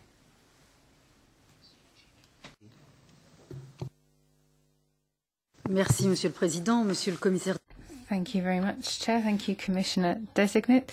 We have talked about partnerships for mobility, with migration with third countries to try and organise legal migration, but also a clear way to tackle illegal immigration and the consequent criminality. So how will you ensure these agreements are better implemented? We've never had a very clear response from the Commission about the use of the finances that have been accorded in these partnership agreements. And then second question, this mobility for legal migration and the illegal immigration leads to crime. We see prostitution, human trafficking, drug trafficking. So what will be the other third countries that we will conclude these agreements with, and how will you help those third countries to take their responsibilities to avoid this type of criminality that you yourself termed as an industry? I think my colleague didn't really get a proper answer on this. Will you put sanctions on these third countries? I think I've answered on the issue of sanctions. We have agreements, readmission agreements with these countries, or even mobility partnerships. But of course, we have to work together with these countries, and I will try to make progress on such agreements. And since you asked which countries, well, first of all, of the North Africa area, some could sign such an agreement, but not all. Libya, for example, I was a few months ago in Libya, and it's one of the few times in my life where I felt real fear. It's difficult to find a partner in Libya to sign an agreement, but we should sign agreements with the countries that are in a position, and of course merciless fight against smugglers, etc. Now you spoke about transparency. In all these questions, financing, control, accountability and transparency will be the bywords. Your committee should ask for reports on what we are doing, how we are spending, and what we get back for what we spend. We have an action plan for 2015 against smuggling. So, yes, we should act this way.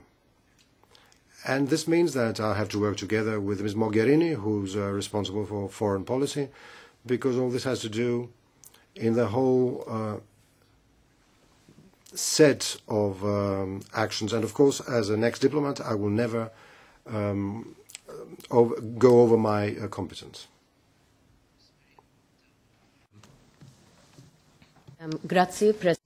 Thank you, President. Commissioner Designate. We have heard you speak several times, even today, how important it is to strengthen Frontex and that you would like to do that. You asked us to support you so that you can strengthen Frontex. In the meantime, Frontex is preparing to coordinate a new operation, the Triton operation. You told us that the Operation Triton will keep on helping Frontex in its work. Triton, the Operation Triton, will focus its operations on the border control, external border control.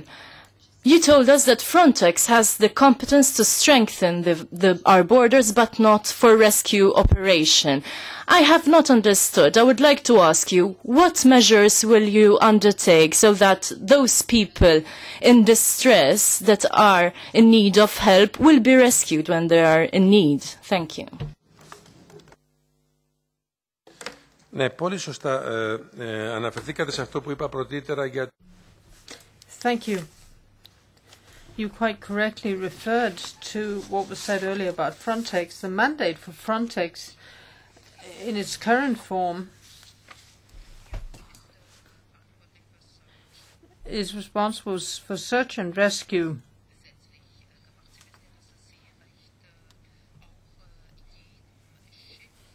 As you know,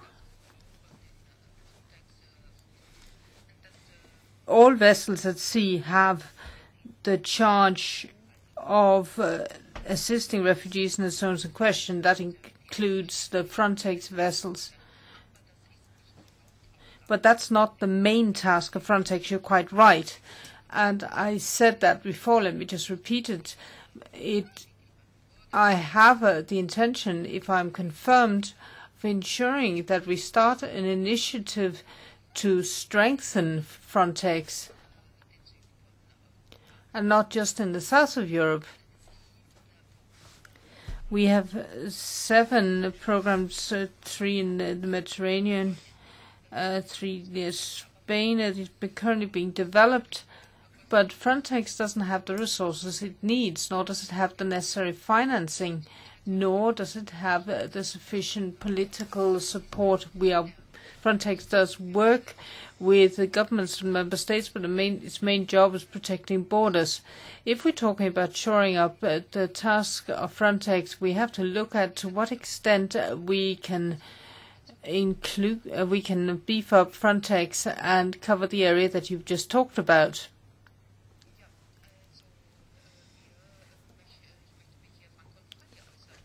I want to be very frank in what I'm saying, and I'm not going to hide from the truth.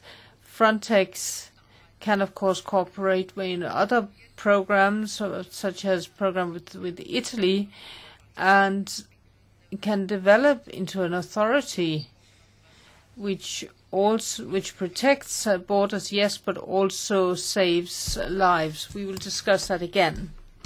Mr. Mikhail Ujadowski.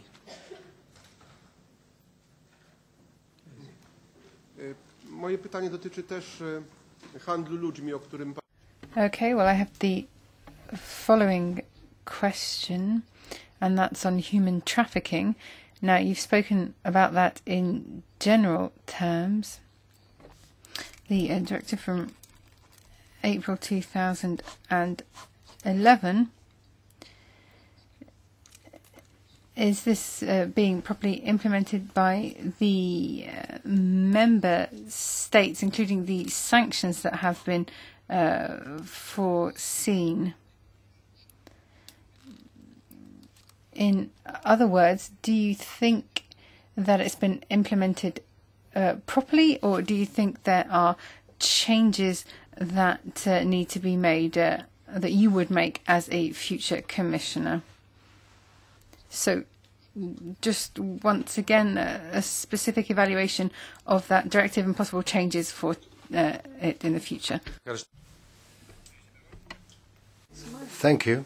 I was informed on this directive, and my first evaluation, although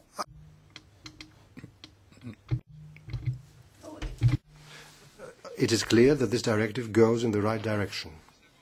So, we need to strengthen it. Indeed we do. But at this stage, I cannot tell you in which direction it should be strengthened. Because if I am confirmed, I will ask to be informed further. But I do believe that it is a very reasonable directive, but there were some shortcomings which should be looked at in its implementation.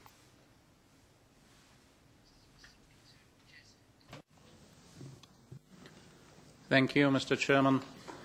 Mr. Commissioner-designate, in your mission letter, the Commission President-designate says that Europe needs to manage migration better in all its aspects. Well, I'm afraid that my constituents would agree. They often air concerns related to further migrations to Europe, and we must face it and justify our principles and values you were also referring to. Therefore, I have two questions. What do you intend to do in cooperation with Member States to improve integration of immigrants for the benefit of all? And how do you intend to enhance and influence the debate, the public debate on this issue?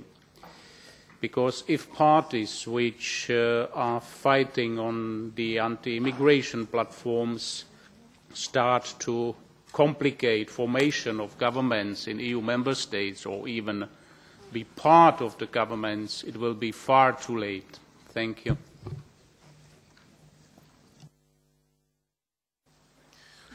Thank you, Mr. Jezek. It's clear that there are some political forces in Europe that exploit the poverty, the crisis, the misery and deprivation of people. And they base their proposals on populism, which is one of the worst forms of politics. This is an issue. I believe that when the reasons for the crisis are gradually overcome, and also the external threats that we are facing, and the escalating crisis in regions of high insecurity, or the arc from Tunisia to Ukraine, I believe that when all these will be overcome, then this populism will subside, because Europe has a deeply democratic culture. Europe has suffered from dictatorships, from fascism that led to terrible disasters. And this is, so the respect for freedom and democracy is in the European DNA. I believe that such forces have no future in Europe. So this is my answer. The solution is Europe, a Europe of solidarity, and through the policies that we have mentioned until now, the promotion of our fundamental values. This is the major responsibility, irrespective of our position whether we are in the European Parliament or national parliaments. I think that I was clear about the dangers we are facing. But we should not be scared. I think that we should not be scared as democratic Europe. We should not be scared of all xenophobes and racists. Mr. Vosenberg. Thank you, Chair. Mr. Commissioner, the European Union is also facing cybercrime because it is anonymous. It is difficult to find out who the criminal is. I'm not talking now about simple offences like threats. I'm talking about organised crime, human trafficking, the trafficking of organs, sexual crimes against minors, and money laundering, which indeed are a threat for the everyday life of our citizens. And there is an unequal, there is an imbalance of forces, because on the one hand, the criminals have very high technological support, while the authorities do not. Do you believe that we should improve our legislation to fight organised crime, to fight cross-border internet organised crime? Do you believe we should have more cooperation within the European Union and with third countries? Mr. Avramopoulos, thank you. It's not just a cross-border issue. It's a world issue. We want to create an environment for the safe use of the Internet. The Internet is a great achievement for the dissemination of knowledge, for more information and communication. But there is abuse of the possibilities of the Internet, and we're all responsible to protect the victims. There are many victims, children, vulnerable people that can face terrible problems in their personal life. The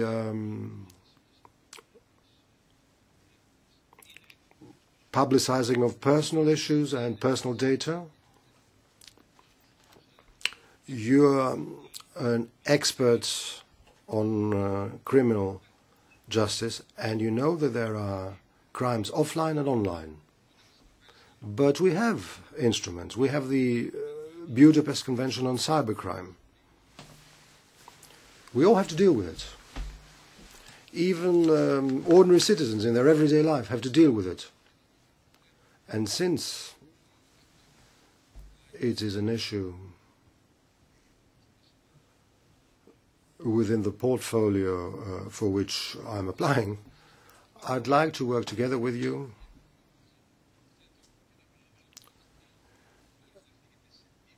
and, as I have repeated many times, all this will be done with full respect of human rights, dignity and proportionality, because sometimes we act asymmetrically. The measures do not have a full impact, or some measures have a disproportionate impact. Hvala lepa, predsedujoči. Thank you, Chair. Distinguished Commissioner Designate, you have mentioned smart borders already, and my question is, the European governments have expressed an expectation that the discussion about the package will end in mid-2016. As a Commissioner, are you going to consider the possibility of changes to the proposed package, bearing in mind serious reservations that we've had in the European Parliament in the previous term of office, in terms of data storage, proportionality, basic rights, and also the amount of financial resources which such controls would represent. And when speaking about the resources, I also have in mind the recent criticism concerning high costs for SIS II. in October, we are also going to get an analysis for various possibilities of the pilot project. How are you going to react?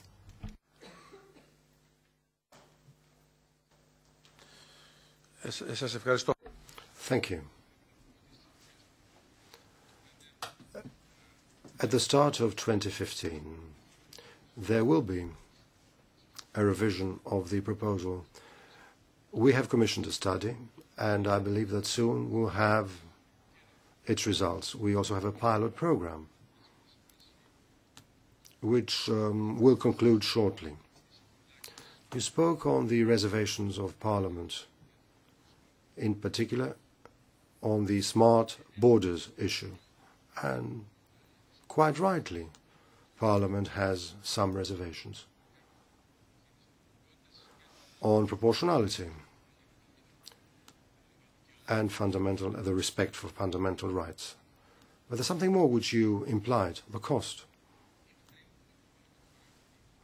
Let me repeat, the SIS, the Schengen Information System, should be a lesson for us.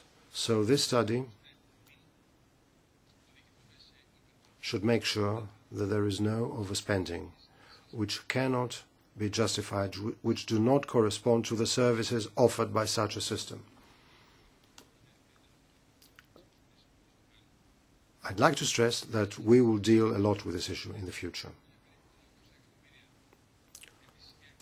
We've had 500,000 visitors of European institutions, 500 million tourists in Europe these last years.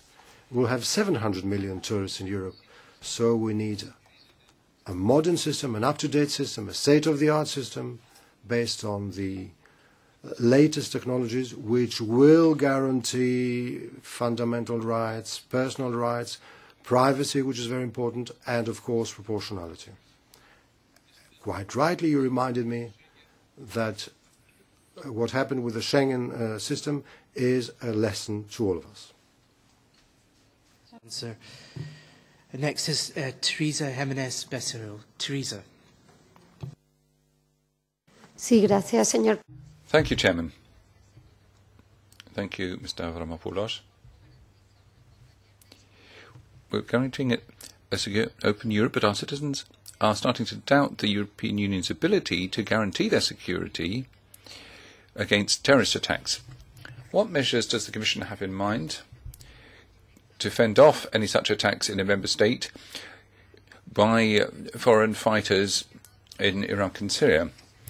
If you then have lone wolves returning to Europe to launch attacks, how does the Commission plan to tackle the recruitment of young Europeans too via the internet being used to get them to join jihad? On terrorism, what is your position towards its victims, Commissioner-designate?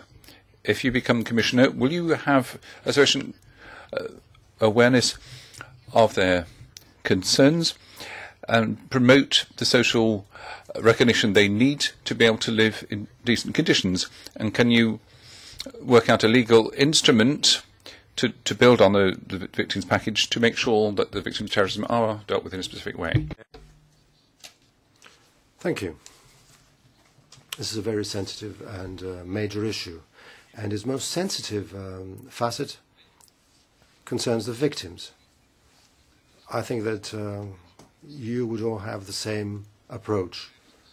They do need and have our full support. There is even a day for the victims of terrorism in Europe. But these should not just be slogans, they should be also concrete policy. Do we need more legislation? We should examine it, because that also should be seen holistically. We know that foreign fighters are a reality, so we should cooperate very quickly more and have a coordinated approach in the services they will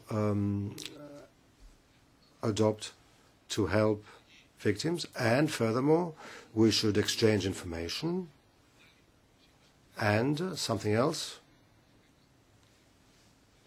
which needs to be part of a program that we will discuss in the near future, we should discuss how we can deal with fundamentalism and radicalization at their source, because this phenomenon is out of control. As you've just said, at any moment we could have within our countries an asymmetric threat. So these are issues in the pillars, these are basic issues of my portfolio, which could be considered to be in contradiction, but they shouldn't be.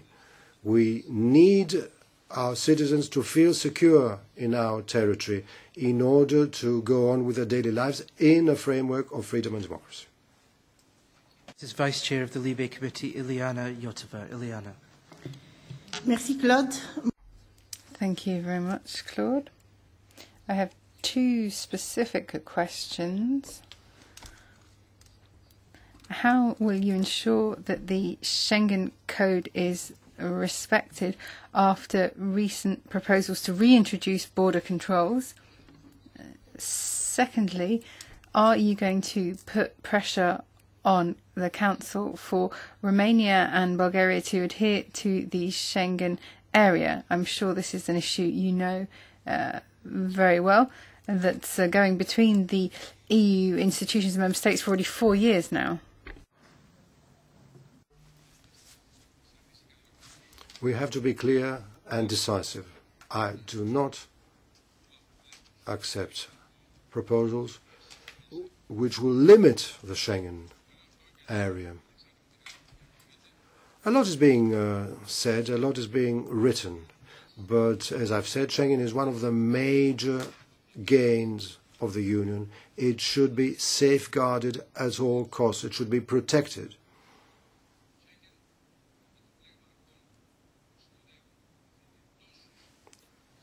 And it is based on quite a number of principles.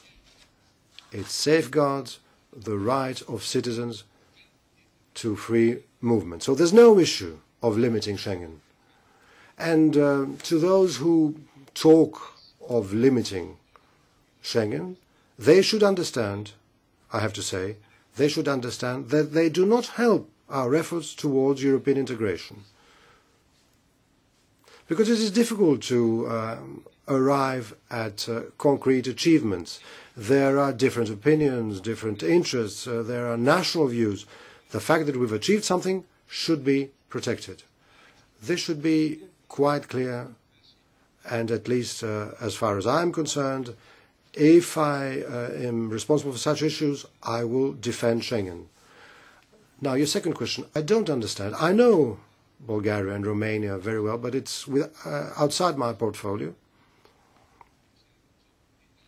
because these are neighbouring countries of my country. I believe that these two countries fulfil the conditions, and yes, I undertake the commitment that soon these countries will become part of Schengen.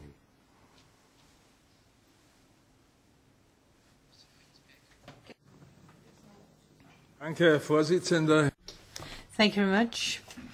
Mr. Commissioner Designate, referring to the future visa policy of the European Union, it is well known that thus far we've had a liberalized visa policy, and any liberalization of visa will always be in opposition to the needs for internal security. Most of the people who are living illegally in Europe come to Europe quite legally, but then overstay, and you end up with a situation led ad absurdum. So, as a commissioner who's responsible for the security of the citizens, how will you make sure that the internal security of Europe is not called into question through excessive liberalization of visa policy? Will you tend to be more active or more restrictive in your policy? And how do you see the ongoing dialogue with Turkey on visa and the pressure on Turkey to agree to a returns policy, a readmission policy? Thank you.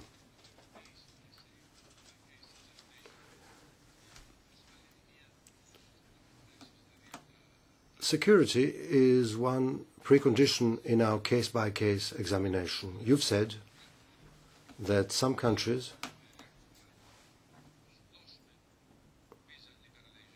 cannot be granted visa liberalization at this stage. There are some conditions to be met, but our visa policy is there to help many citizens from all over the world to visit Europe. We're more or less of the same age. Some time ago, it was difficult to visit one European country if you were a citizen of the other. We should help all peoples to get to know us better.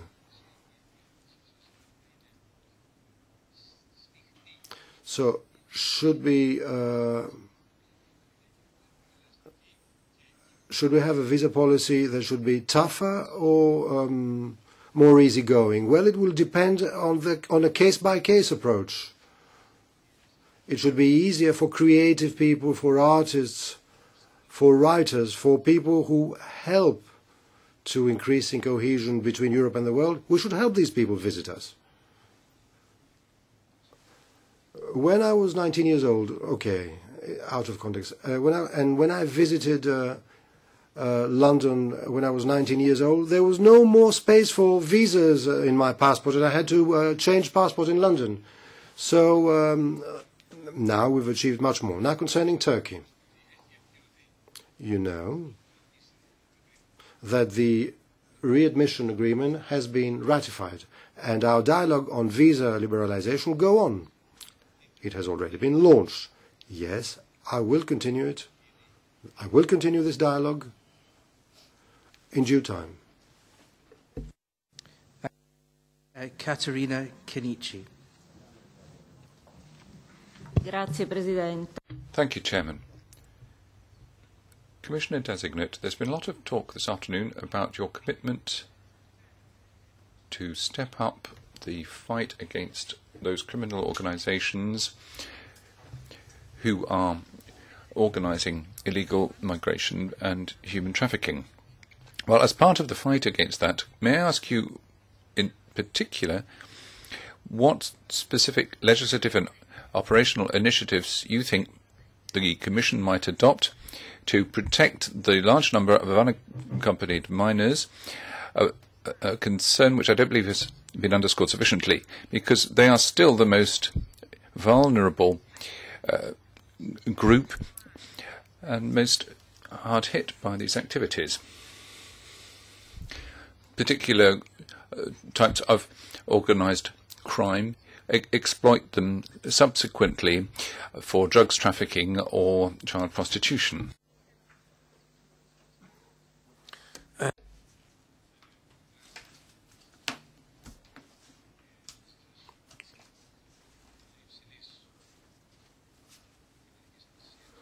Your question is very important and sensitive. Let me be clear.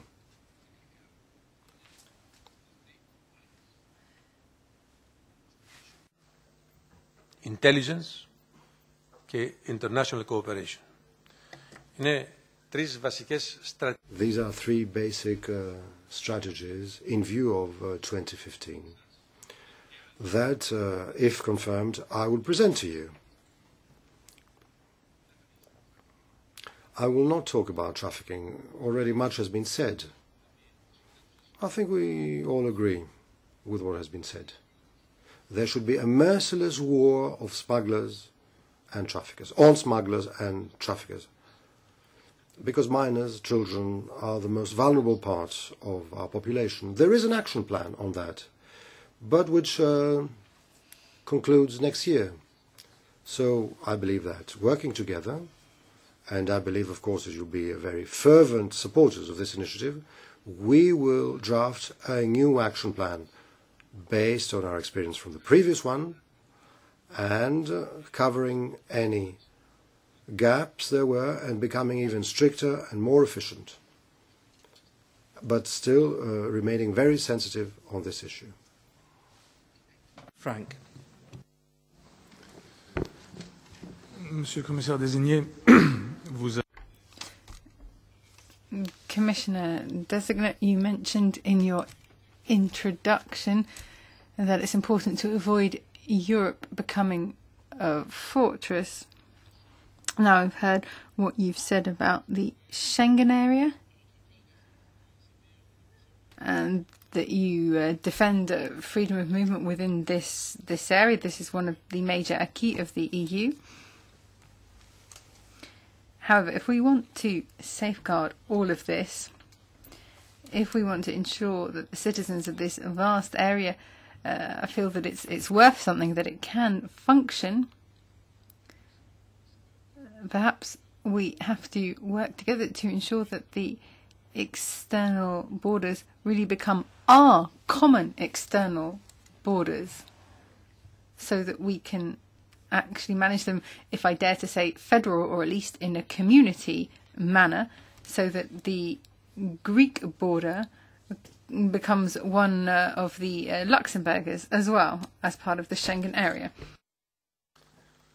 Thank you, Mr. Engel. Now you drive me into being more personal. I remember as a student, I was a member of the European Federalist movement, and I've never regretted it, because I've always believed in a united Europe, close to the vision of its founding persons. So I agree. Our aim should be to achieve to what they proposed: common external borders with common rules, with no specificities that have to do with national sensitivities. But to get there, we still have a lot to do.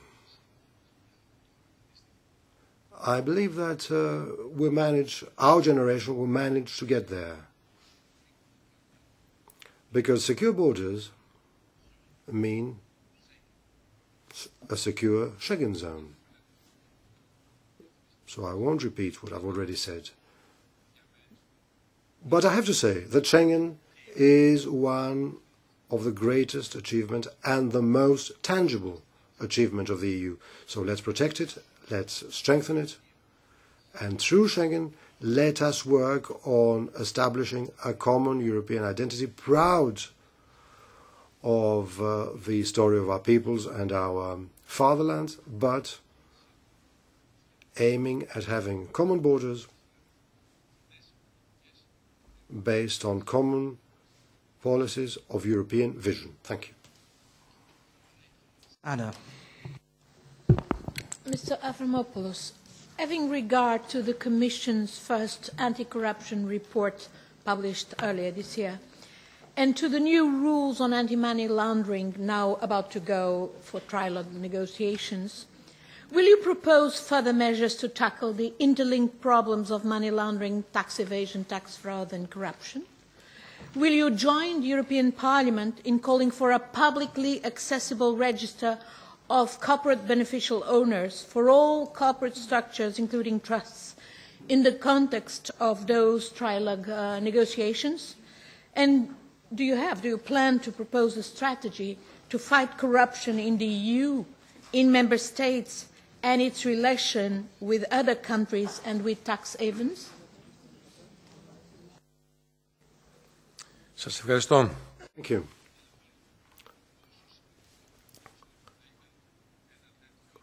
I realize that such a publicly accessible register, that's what I believe you meant. I realize that it is important, very important, but let's not be hasty. We have to discuss it. But it's certain that money laundering and the circulation of black money, tax evasion and corruption are real problems, and they need to be dealt with. We must find methods, ways and means, and one of them could be what you've just proposed. Transparency is a fundamental principle. We all follow what's happening all over the world. We all know that corruption knows no borders. I've often said that it's not people in power, it's not power in general that corrupts people, but people who corrupt authorities. Because people are weak. So we have to protect society, we have to protect our economic activity and entrepreneurship. We ask for investments in Europe. And often people who would like to invest face tremendous red tape, which can also become the reason for corruption within public authorities and administrations. But let me not overstep my competencies, if confirmed. So, I have to say that this is not exclusively my competence, but I do aim to work together with all the other competent commissioners in order to fight corruption decisively, so that both the Commission and the Parliament may be proud of what they will achieve during the coming next years. I believe we have ideas and we have the staff to do it.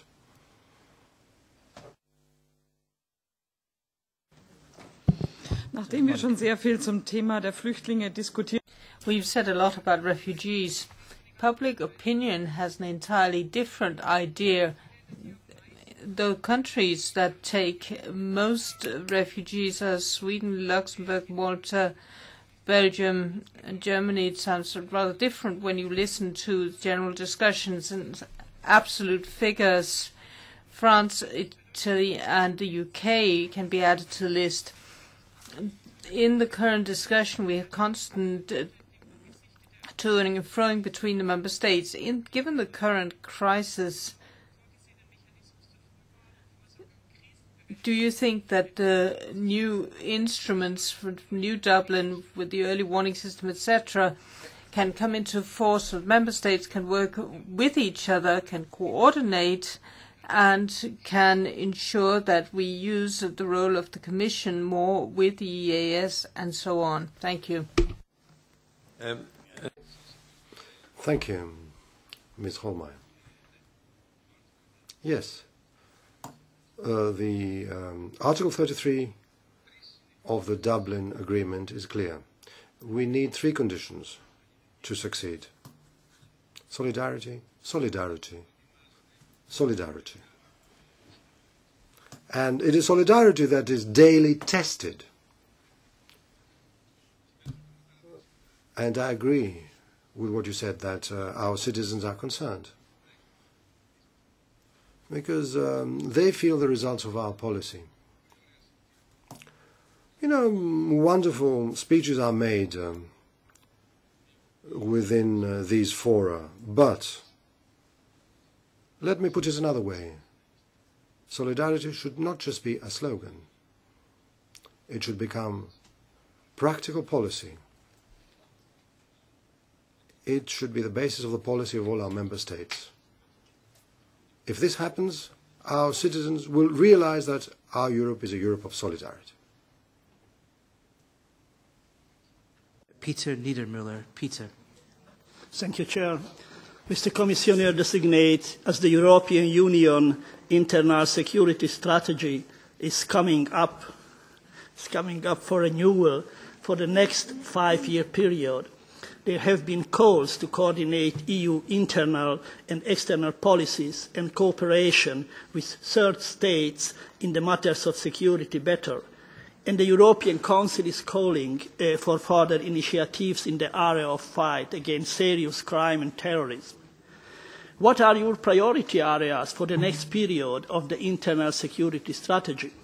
Furthermore, can you commit first to fully utilize all the existing EU instruments for fighting terrorism and serious crime, including the mutual legal assistance treaties on judicial and police cooperation, before creating new ones? Thank you. Δεν νομίζω ότι χρειάζεται να δημιουργήσουμε. I don't believe we need new mechanisms. We have the means, we have the possibilities, and above all, we have the political will.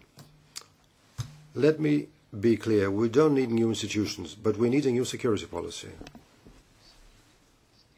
We need a new security strategy based on the principles that I have repeatedly mentioned during this meeting. Respect for fundamental rights, civil liberties and proportionality.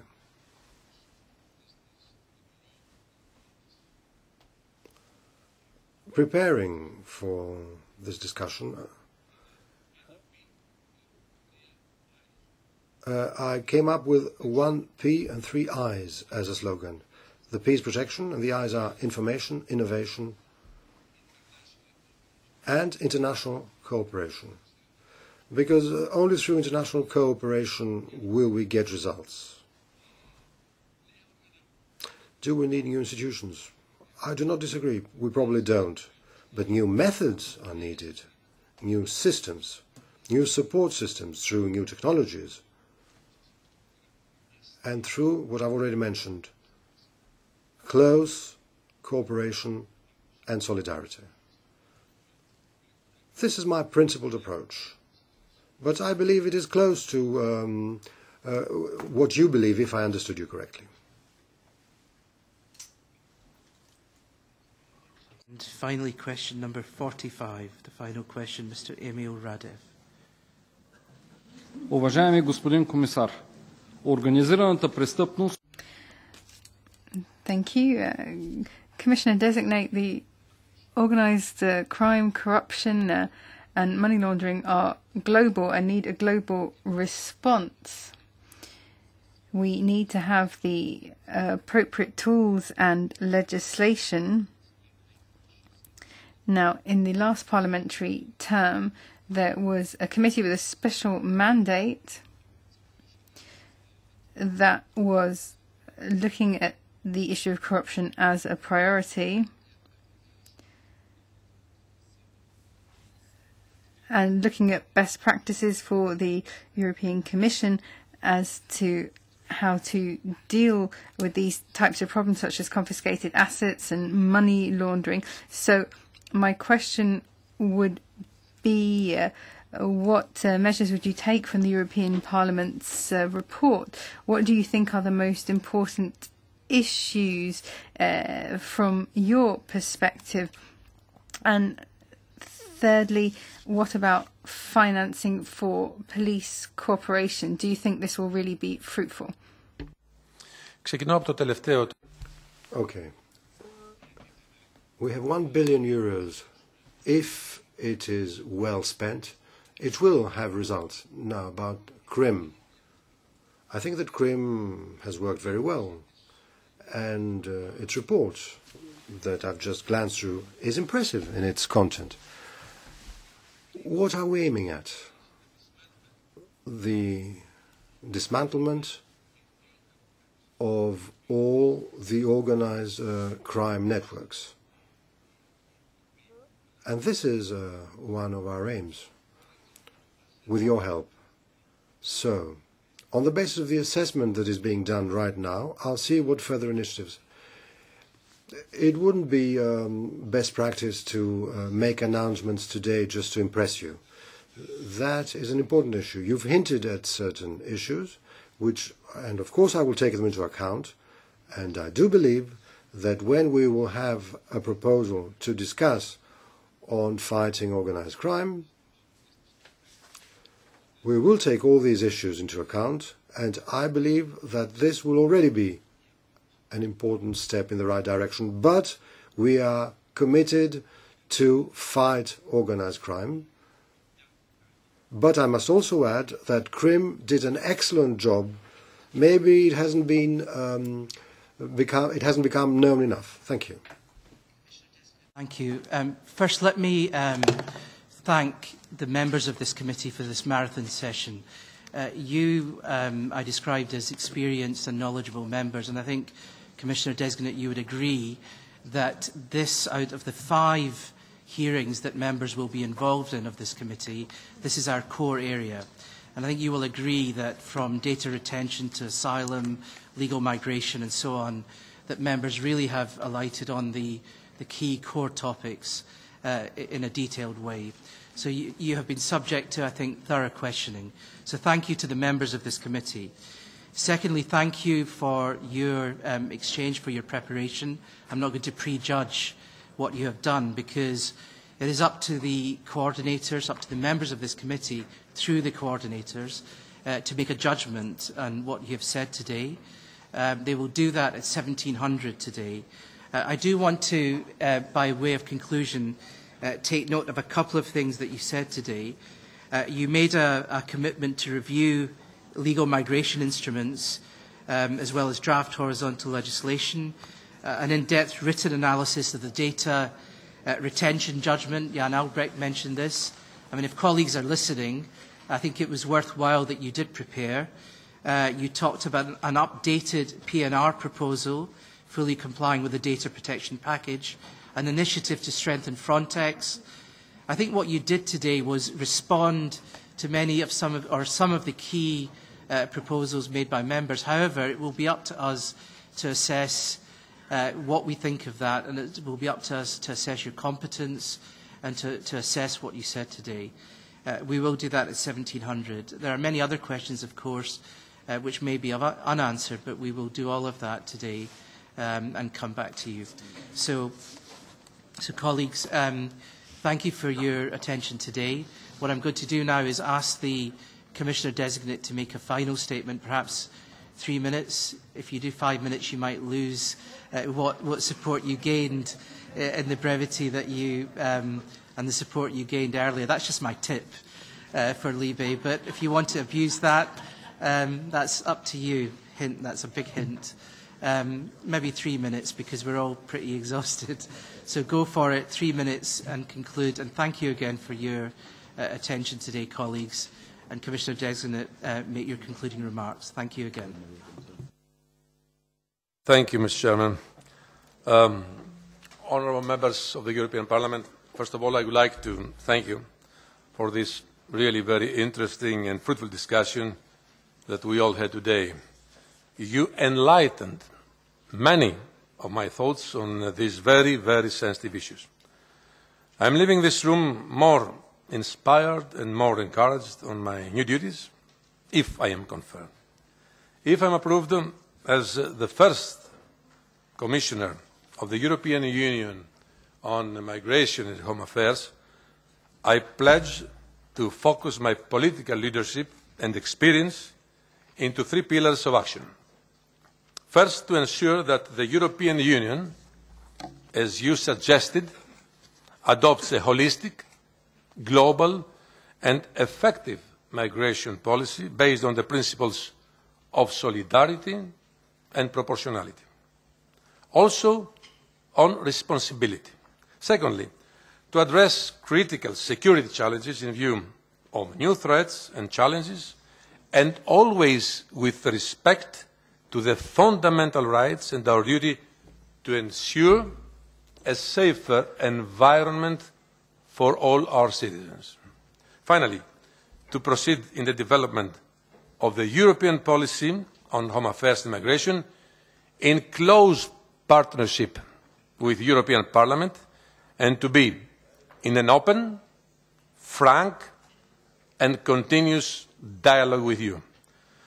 To work closely with you on the basis of transparency and mutual trust.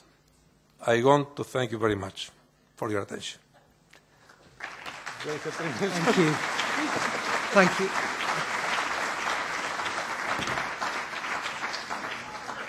Thank you, Commissioner-designate. You took my advice and the hearing is now closed.